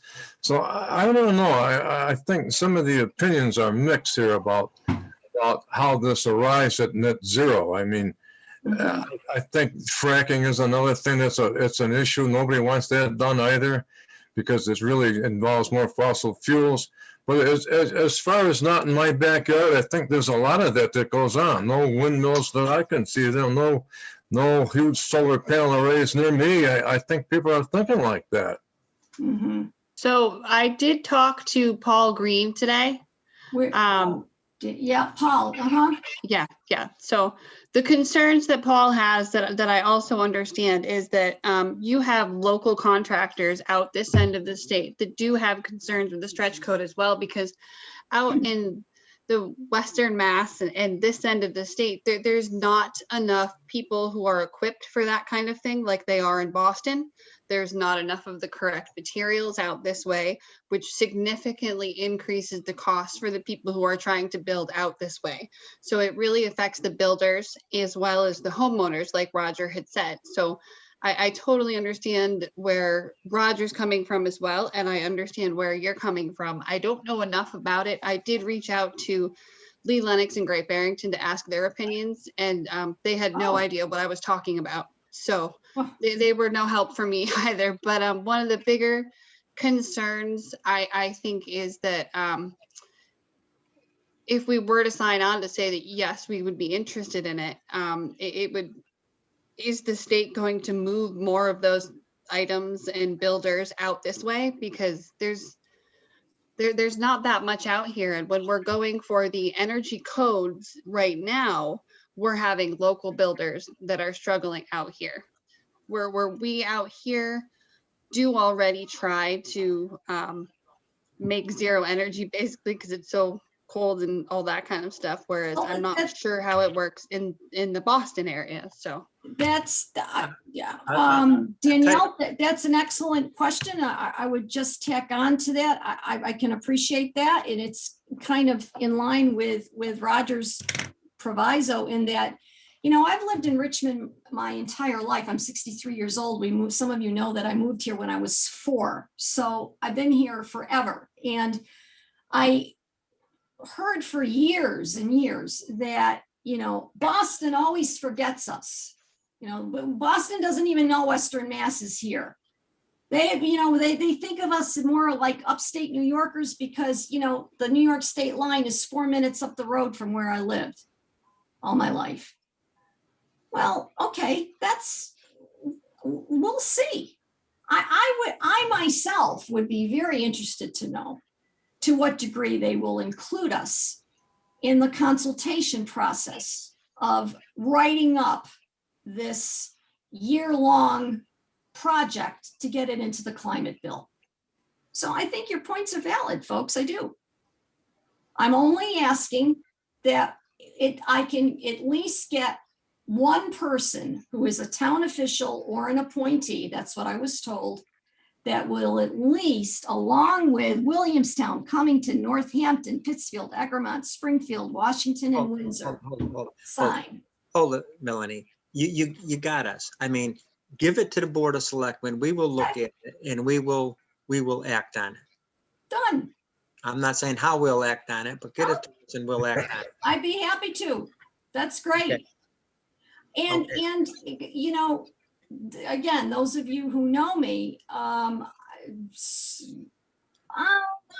But do my homework, and I really, this was kind of thrown at me. I had about 10 days to kind of, I'm sorry I don't have the answers to all your questions, but I certainly would be willing to work with you on this if you have any additional questions. And But Al's reservations are valid. I've experienced them personally. I mean, there was things like when I built my house, I figured, well, this will be simple. And it is. Technically, it's simple. Okay. But then all of a sudden I find out I gotta hire somebody out of Dedham to fuse two pieces of plastic together because there was no one here who had ever done it before. Wow. Okay. And it's like, well, that's fine. But you take somebody from Dedham and you have them come do a 10-minute job and you have to pay him $165 an hour and he's got a 10-hour minimum. It's like, it hurts. It hurts. Yeah. Well, that is Neil. I can appreciate, am I on mute? I don't think so. No, I can hear you. You're good. I can appreciate what Alan and Roger have said. I would also tell you if in their judgment, they would prefer that the town not sign the letter, I'd be prepared to sign the letter as a selectman. I couldn't speak for the town, but I could speak for myself personally. I think we all, pardon? I would join Neil with that. Oh, I just okay. have reservations, that's all. I think you need the proviso, It's a non-committal thing other than it's showing that we would be interested in it. Yes, correct. And I believe me, guys and gals and everyone in between, the spectrum of whatever we want to call ourselves is I have to inject a little bit of humor here. It's been a long and arduous meeting here. I'm with you on some of the concerns. I am. Well, look. But I think, it's well worth. Energy conservation is going to be expensive. You can't Yes. achieve what we need to achieve as a country and as a planet without additional cost. And yes, Roger, it's going to fall to a certain extent on The middle individual class. homeowners, but my belief is that the larger entities, the federal government, so help us, the state and the local governments, have to support through general taxation the burden that is inflicted on individuals who might not be able to afford some of these steps. We have to move in that direction. And this is a very small step forward. So that's my view. All right, I will pass along the letter to you and whatever else that you need. Selectmen, you certainly know how to reach me. So thank you very much for listening. Thank you, Melanie, as always. Thank you, Melanie. Okay, good to Put that see on you. that Al, on it's our been too agenda, long. Danny. Holly, it's been too long. Haven't had a conversation with you in about 10 years. Got to change that. It looks like Ron Villette has a question. Ooh, okay. Oh, hi. Hi, Ron. How you doing? I'm fine, thanks. Did I hear you earlier say it's not just the selectman that signs this letter, but all the boards? Or Yeah, yes, all just the town selectmen. officials and appointees. Appointees, okay. Mhm. I'm Yeah. appointee, so. All right, you answered my question. Would you like me to send you some information, Mr. Villette, or not necessarily? Where I lost him. Oh, there he is. Not necessarily. Okay. All right, Okay. let's move on. It's getting late. Mhm. I think the next item, Al, is the Conservation Commission update on lot 142-0 Shore Road. Yes, hi guys, it's Harley. Good evening. Thank you for your time and for all these good discussions. And thanks for sticking with me to this long end part of the meeting. I'm going to be talking tonight a little bit about some of the research that I've been doing about the deeds and try to explain what's going on down at the corner of Shore Road and Town Beach Road with deeds and tax parcels and so forth. Hopefully it'll be informative. Hopefully it won't be too long. And I would welcome any and all questions as I go along. So I'm going to share my screen and get started here. If I can get it to work. I might comment, Harley. I enjoyed watching your cat in the background. Which one? I've got 4. It's probably the Black and white one, the black and white one that was crawling on your bookcase. Yeah, he's crazy. So he's a good boy though. All right. So let me see if I can get it to share what I wanted to share. Harley, I hope you can, but Yep. normally Danielle controls here you go. Okay, good. Okay. So I'm gonna just do a couple little things here and then we'll get started. So let me find my annotation selection. Okay. So hopefully this is large enough for people to see and read on the screen. Give me a thumbs up if that's the case. Okay, good. So so this is Richmond Pond Conservation Land. This is the tax parcel in question was one of the ones that was originally up for auction as the 0142 property, corner Shore Road and Town Beach Road. And this was prepared for the meeting tonight. Let's go to the next slide if I can get it to work.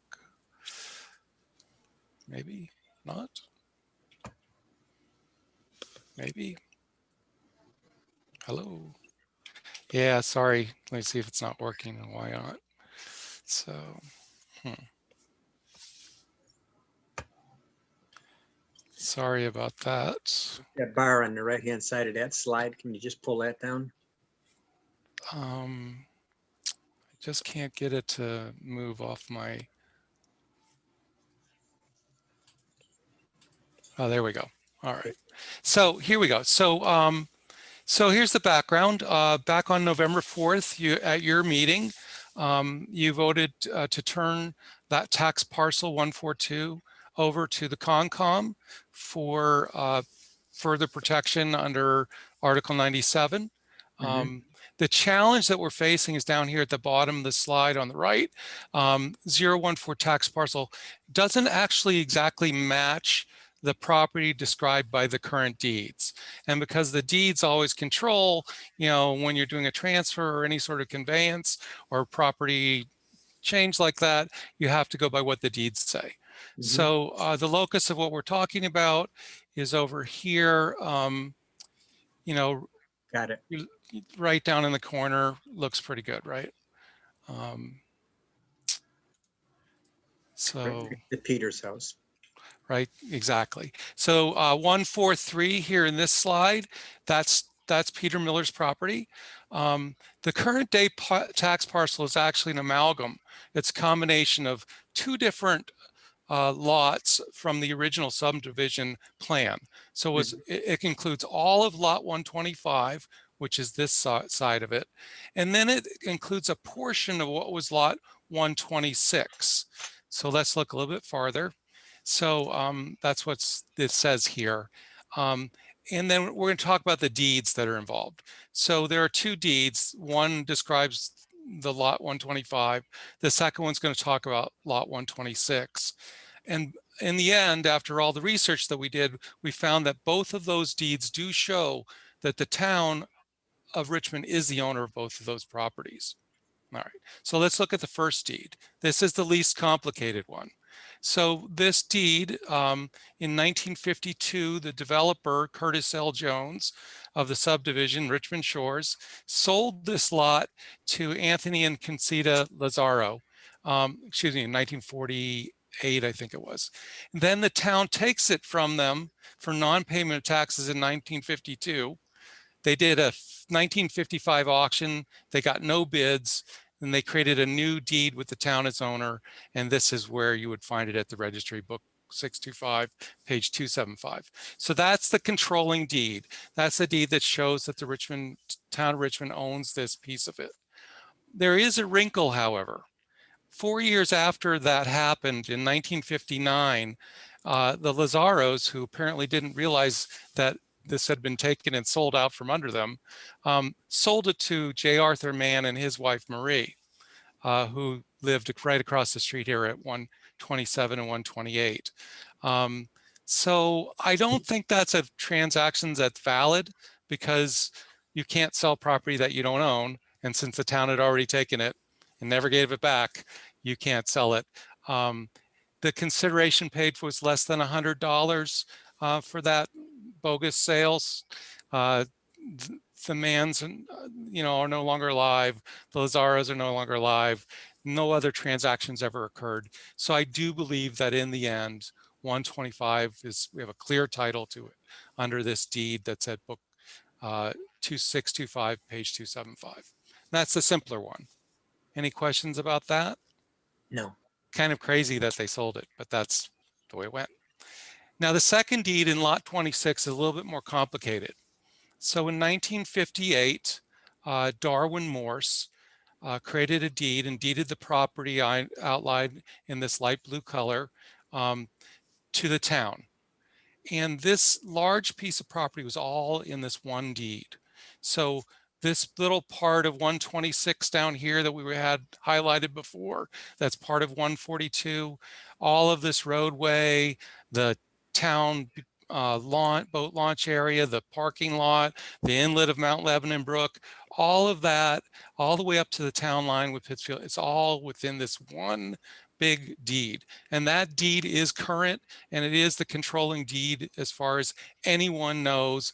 And we've gone to great lengths to establish that, and I believe that is true.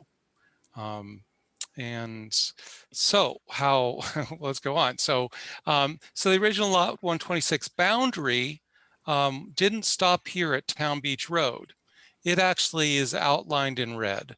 So the 126 subdivision lot actually continued all the way up and abutted the railroad property here at the west side. And then it includes all that other area that I just showed you.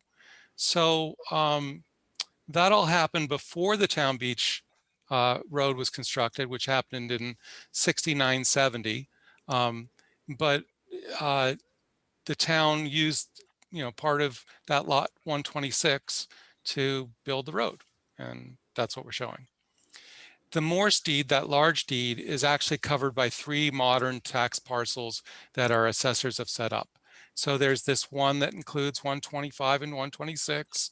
That's the first one. We've already seen that. The second one is all this area around the inlet. This is tax parcel 141. And then the third one is this sort of in-between parcel. And that parcel includes the right-of-way for the road, includes where the boat launch is, and all of that. This third parcel erroneously shows the owner as being the Commonwealth of Massachusetts. The town owns this, not the Commonwealth. And so that mismatch that I was talking about before, that's going to have to somehow be rectified. So that's going on. So next steps. So, you know, I'm looking at this from a Conservation Commission sort of lens, and I think about it in terms of what areas should be conserved or protected. And so I went along the map, and you can see how there's all this crazy cross hatching and so forth. And I turned all the GIS layers on, like GIS layer for the wetlands and priority habitats under natural heritage. And you see that this whole area is an interlapping web of all kinds of protection or sensitive areas. And so we really do feel like this, the areas that aren't developed really ought to have more formal Article 97 protection, and not just this, what you guys had already talked about down here with the 142 parcel. So we're kind of suggesting that as a recommendation. And we're thinking about how we might go about this process-wise and what pieces we might want to protect versus the part that we're going to leave, boat launch and town road and all that. So what we're thinking about here really is to create 3 different parcels in a new deed. So parcel 1 would be down here, and it includes this deciduous swamp that's down here that is just next to the parking area. And then down here, this is that 142 part down there. That'd be parcel 1. Parcel 2 in the new deed would be up here at the north, this part that surrounds, it's a wetlands that surrounds the inlet to Mount Lebanon Brook, inlet to the pond. And then the third one, and this would be a very narrow strip. This would be, these areas here of upland and wetland that exist between where the roadway is and where the property for the railroad begins. And in some areas it's a little bit wider, like up in here. And then in some areas it's very narrow. But I think that if you wanted to cover all the undeveloped pieces, it would be one deed, these 3 parcels, and that would be one new deed. The second new deed would be, if I can get it to work. The second new deed would be to carve out the bit around the boat launch, the parking area, and the roadway. Now, again, this is land that the Commonwealth thinks they own, but don't. The town owns it. And that new deed, at some point, you're gonna have to decide who's gonna actually own it after this process would take place. So what we're suggesting for a process is that the Concom meet with the Board of Selectors and the tax assessor to review these recommendations in more detail. And to protect all of those sensitive areas by dividing it into what would be appropriate for deeds and parcels, and then to harmonize those with the tax assessor parcels. So in order to get that done, you'd have to have a professional survey to accurately mark each boundary.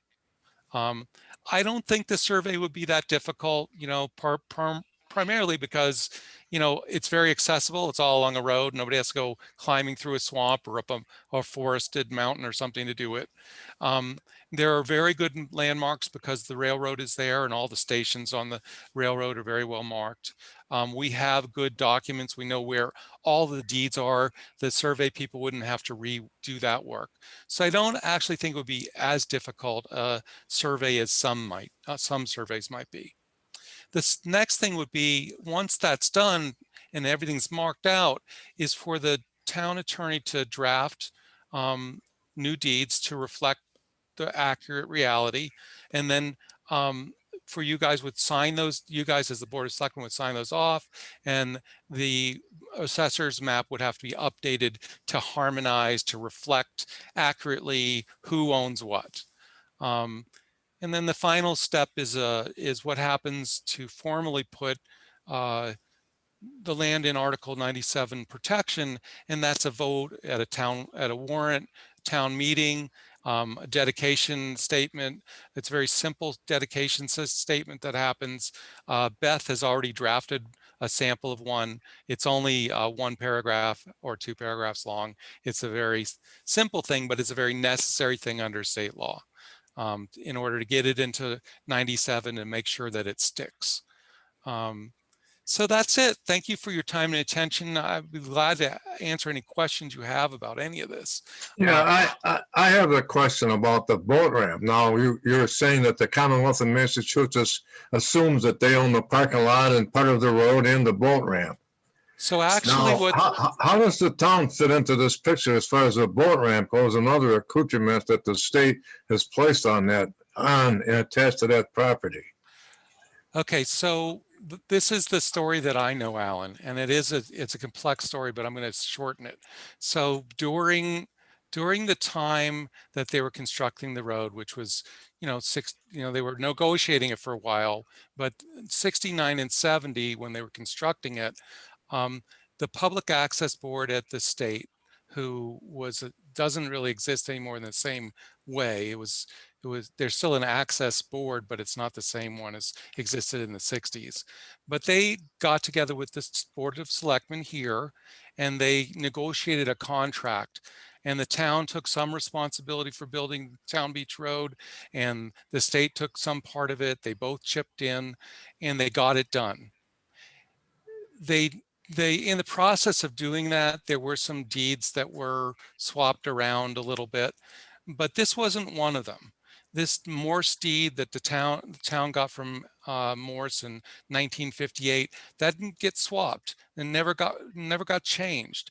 So that part around the boat ramp, the part that I've just described, that part of it belongs to the town.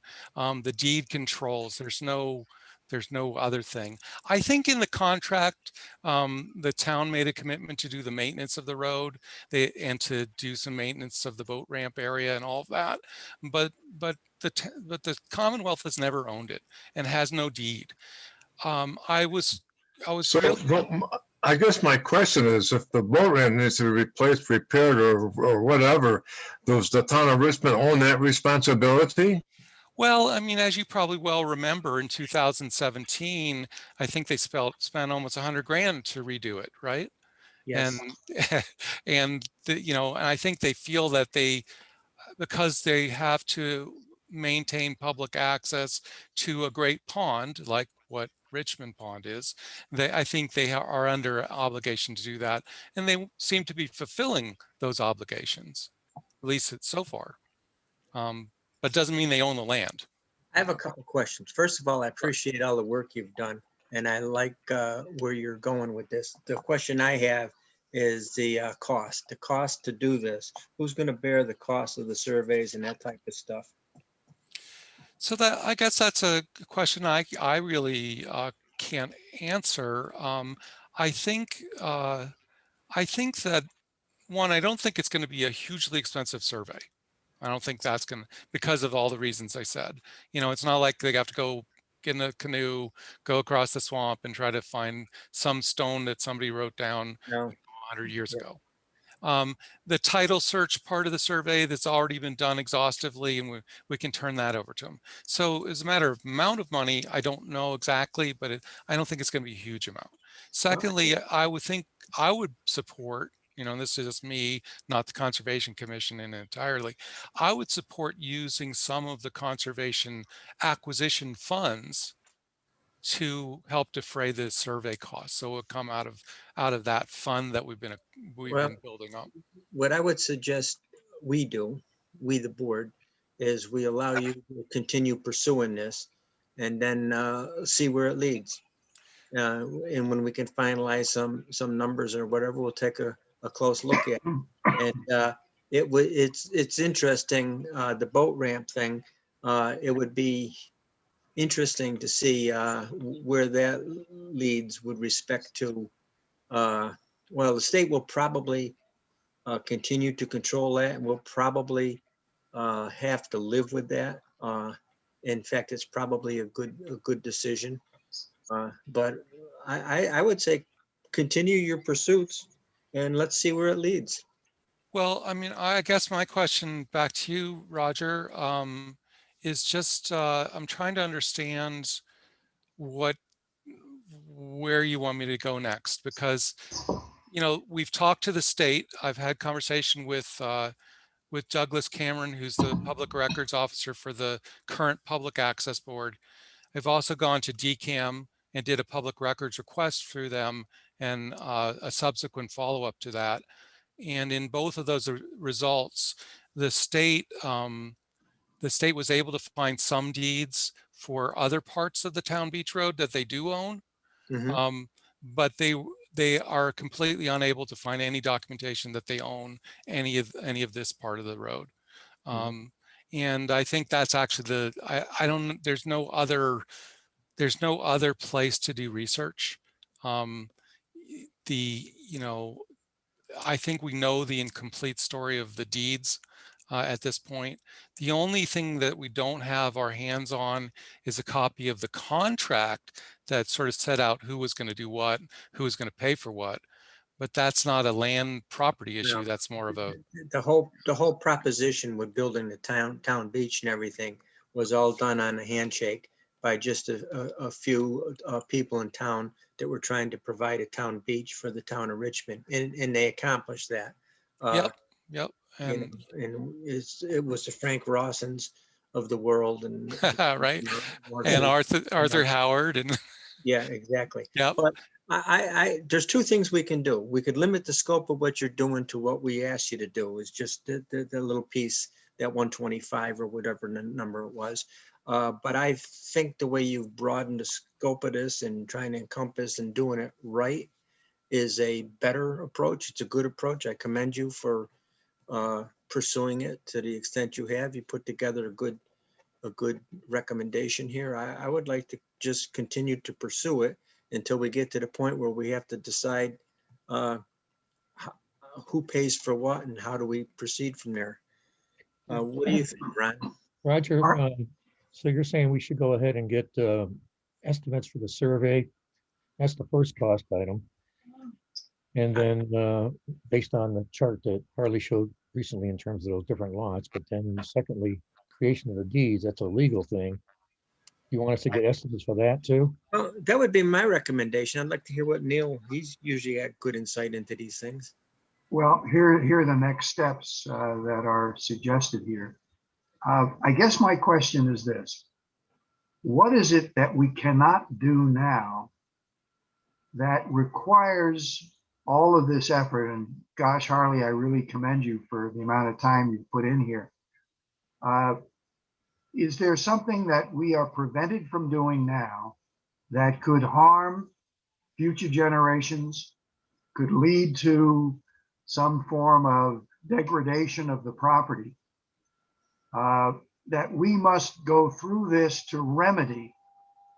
Or what if we simply said, let's put it in conservation and voted on it? And for all intents and purposes, we've taken the position that the property is forever in chapter 97. I mean, what is it we need to do something that we can't do now? That's just a practical question. Well, my understanding of that, Neil, is that in order for us to proceed, we have to have deeds that match what we're protecting. And since we don't, we have to rectify the deeds in order to proceed that way. Okay, thank you. I understand that, and that was the question. And if we don't take this action, what happens? The property remains in legal limbo? Yes. And we're trying to protect it from future generations, future boards of selectmen. They want to change it into a parking lot down along the coast there. I hadn't thought of that. That's actually, you could. Might be a good idea, huh? Yeah, I like the sound of that. So I mean, so that's really the thing, is how do we formally recognize it? And I guess there's also this idea of, and this is just my mindset, is it's so weird to me that when I go on to the GIS, like an Access GIS or the Oliver Muni GIS, I go on there, and now that I know who owns it, that there's such a great amount of mismatch between what we're telling the world in our GIS system, what we're telling the world in our assessors maps, and what the actual reality of the ownership is, that like sticks with me a little bit. I want to, it's in my nature to want to like fix that and make that so that, you know, people coming next time to this issue don't have to redo all of this work and find that it's still yet unsolved and unresolved. And Okay, so, and then my final question is this, going forward with the survey, registering the deeds and so forth, can anyone estimate that we're talking about $5,000, 10, 200? I Minimum mean, 5. what I mean, would, minimum 5. The cost that we already have in legal services on this is already about $3,000. all So right, then and what, to then go back in again and do, I'm not saying I don't want to, I'm just saying right now, I don't, unless we can know exactly where the funds are coming from. I'm gonna be very tight on our legal budget this year oh, already. I can appreciate it. We just had a budget meeting. I know where you're coming from. Yeah, and then, so I don't know as far as trying to break it out and recreating the deeds, and I know that all of the legwork from Hardley has already been done and is greatly appreciated. We did the same thing already on Dublin Road, and the surveyors that we were originally going to have to use said they cannot take the work that was already done. They had to do it themselves. Maybe it's just that company. You might be able to find another company to do it, but that cost was about $5,000 just for the survey. So Well, Harley has provided a throwing it great out there. roadmap for the next step in terms of, you know, verifying deeds, et cetera, in terms Oh, of. I the understand survey. that. I like I just said, Ron, I already did that on the Dublin Road one, Yeah. and the surveyor refused to use it. So I don't know. It could have just been the surveyor that our engineer was using. I don't know. They could use his. I have no idea. I don't know if when we go forward with the title search to do a clear title, if they'll take our own personal research. I don't know how that works. I'm not saying Harley didn't do it correctly or anything like that. I'm just saying I don't know whether or not they will accept that work, because I do know firsthand that they did not accept the work that I had done on Dublin, which I was trying to save cost money on. So Right, I understand. All right, well, what is the next step here? We get an estimate for a survey to nail these Okay. things down. I think we're all, Roger, are we agreed on that, Alan? Yes, I'd say. Yeah, but it sounds like we're spending money now that we haven't even authorized or knew Well, about. I heard that the Conservation Commission has money in their back pocket somewhere. Oh, okay. Well, we're just gonna get estimates right now. Oh. You have something to add, Holly? I don't like moving along blindly, accumulating debt that we don't know about. No, I'm not suggesting we spend any money at all. I'm trying to find out how much we would have to spend. Exactly. But I do think, I do like what Harley has done, and I would like to continue pursuing it if we can.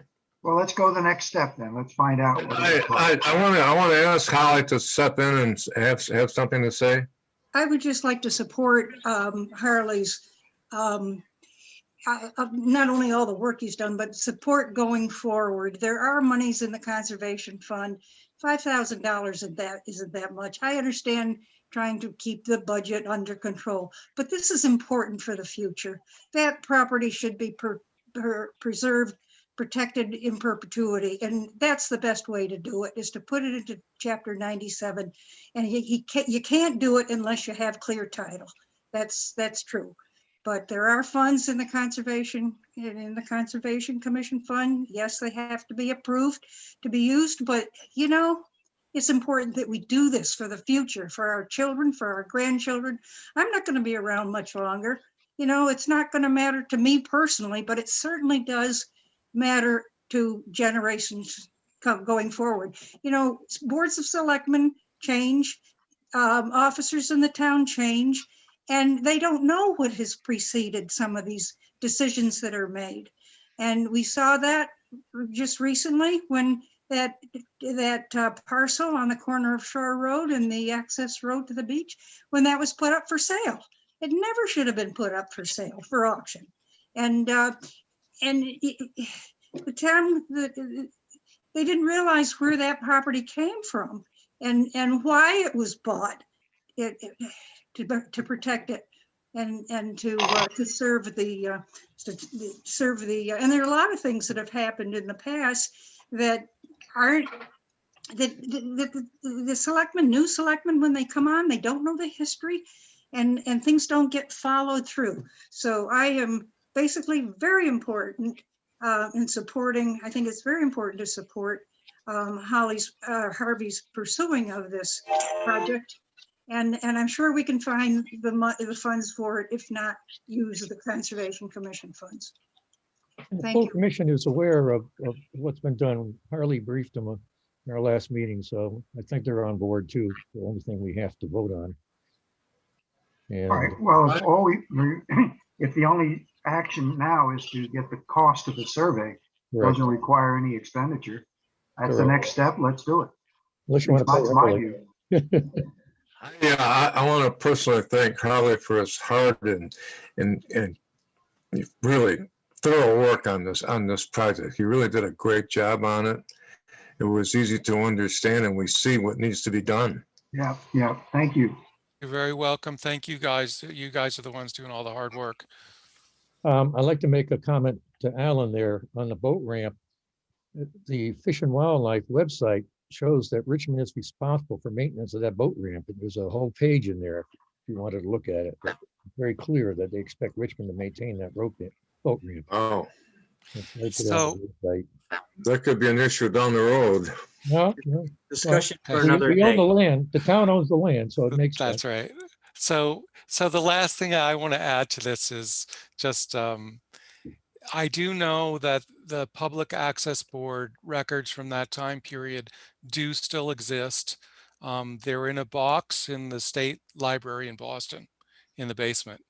And then after the pandemic is over and they open back up, I have a date to go there and with a reference library, go into those records and see if I can lay hands on the original contract between the town and the Public Access Board. And so that's just a personal sort of like, I got to finish this research. I want to find out what that actually says. And God bless you, Harley Cash. That's it. You know, it's, you know, I'm glad people like you exist. Yep. Yeah. Okay. Good luck. Thank you so much, guys. Thank Yeah. you. Thank you. Next topic.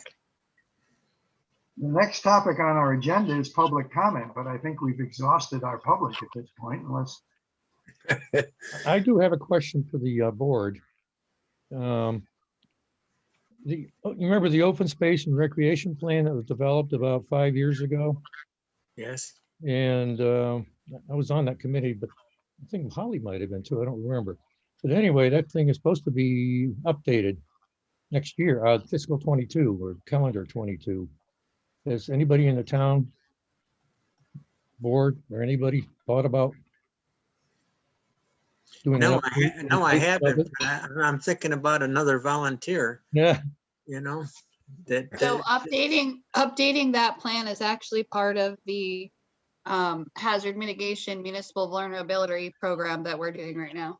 Oh, are you actually working on it?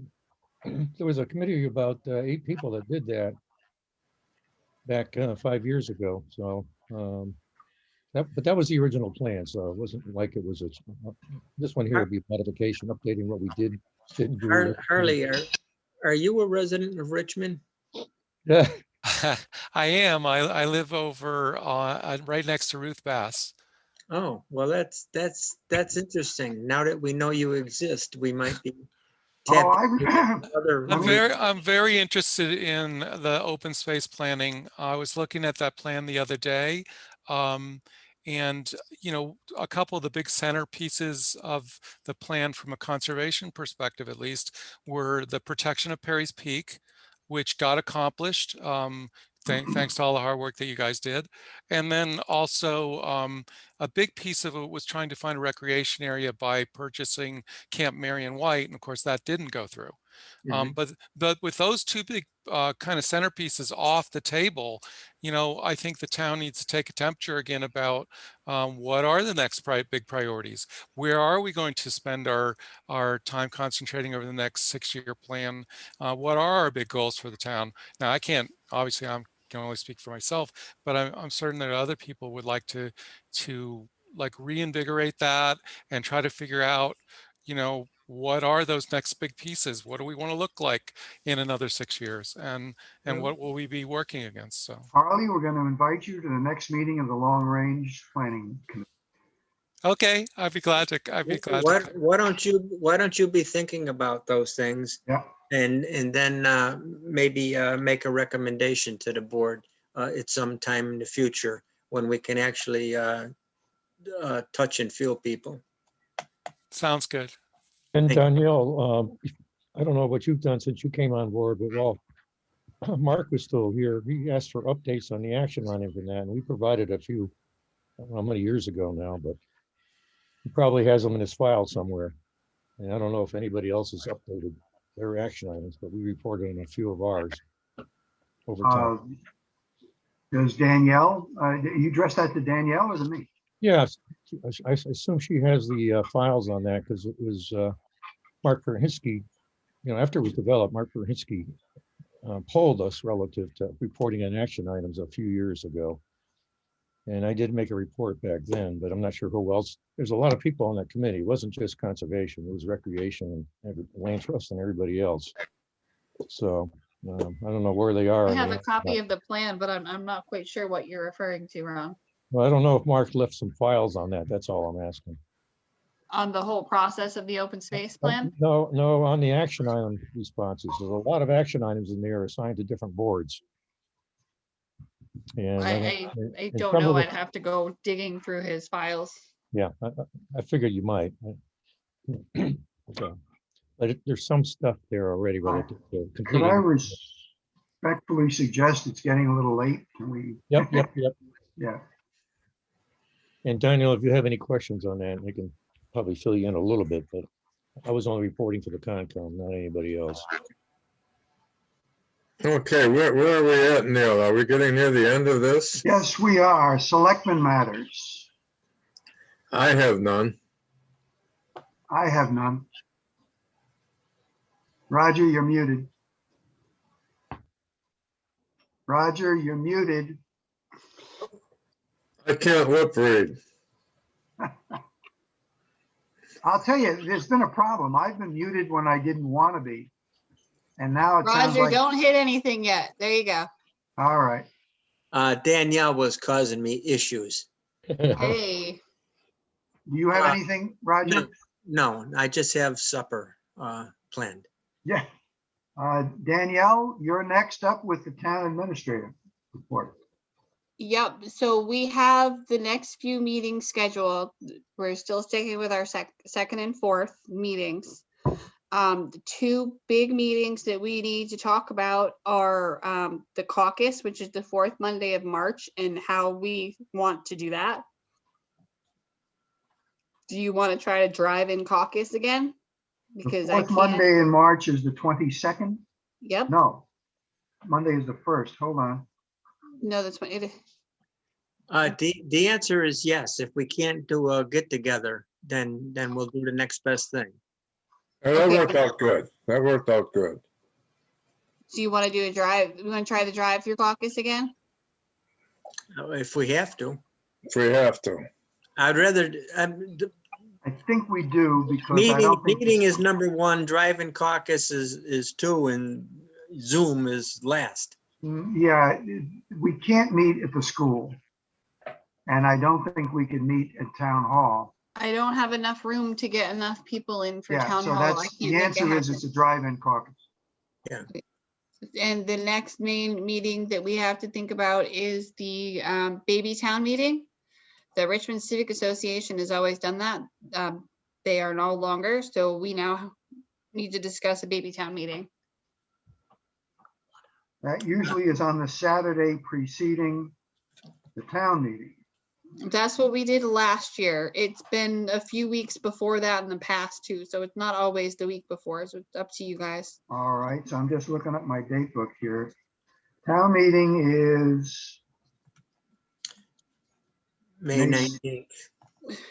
Hit that Wednesday. May 19th. So we could do, I have town, I have the baby town meeting is the 15th, but We could do it on the 8th, which is a Saturday. all right, we could do it on the 8th. Why don't we plan on doing it on the 8th? On the 1st, we're going to have a preview of the proposed new building. Do you want to have the baby on the 8th? I would say so, yes. Because that's usually we do that a couple weeks before the annual. Okay, So that's a Monday. Wait, no, I'm looking the wrong one. Well, I was just going by Okay. if the 15th baby is, town meeting, Yep, no, I was in the wrong month. I'm sorry. the Saturday, the 8th of May. I was just going by 1 + 7. I was still in March for the caucus. That was my bad. Sorry. Okay.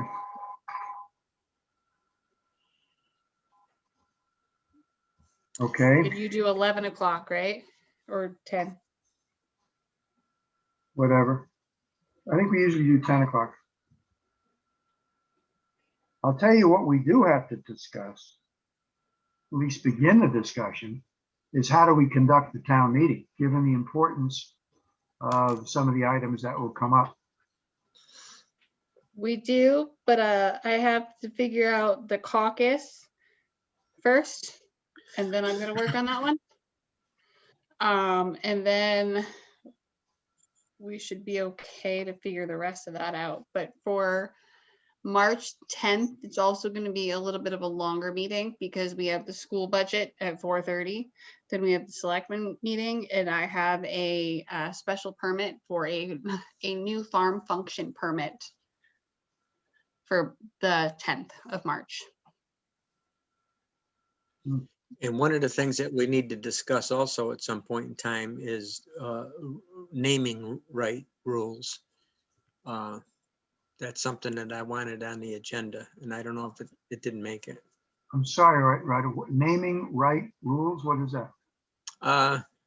If someone wants to make a contribution to the Friends of the Library and they want to give the town money towards Oh, a I see, building, okay, I can understand. can we have, Do you want to do like a dedication committee kind of a thing so that people get to listen to somebody who wants to donate money, or like if somebody had wanted to donate a bench and put their family's name on it?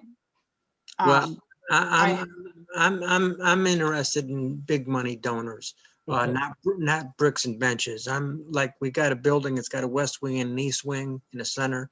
I'm thinking like somebody wants the east wing named after them, they can pony up $1 million, something like that. But we can do that as long as we have rules. And what I want to do is find out what the set of rules, an example is, like Dan said he would provide us an example. And I want us to discuss that as a town to see, what we can do to implement some rules for some big money donors. And, I don't mean to exclude bench people or brick people either, but, we need to come up with a set of rules. Sure, I will check with Beth as well, because I know that between what Beth was originally saying and then what Dan said, they didn't quite match.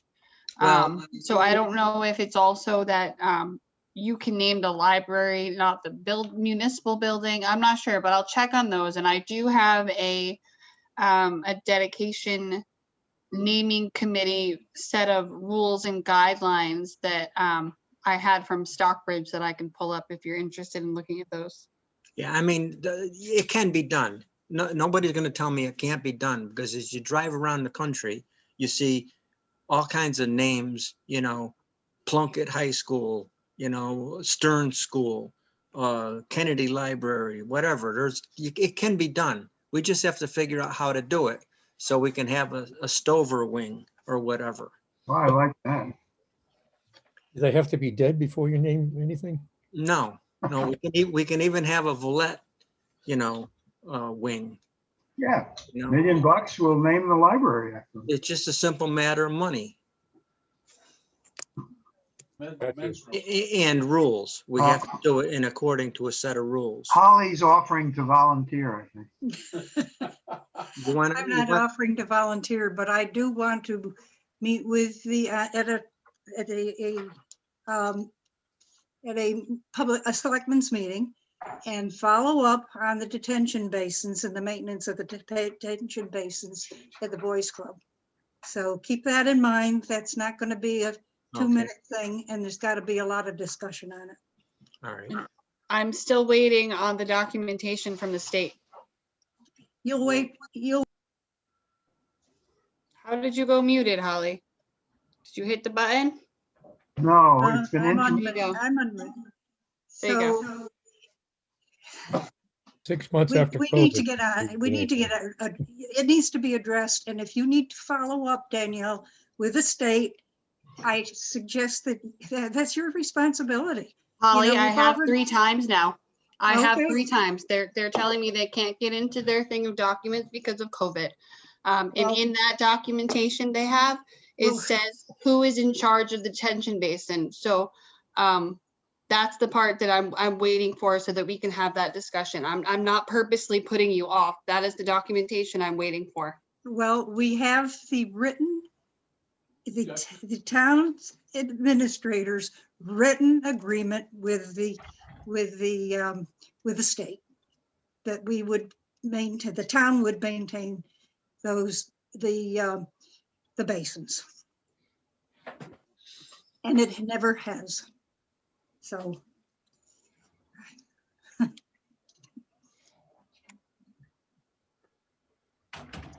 I say no more. all right, we're getting close to the witching hour here. Danielle, do you have anything you want to report on? Nope.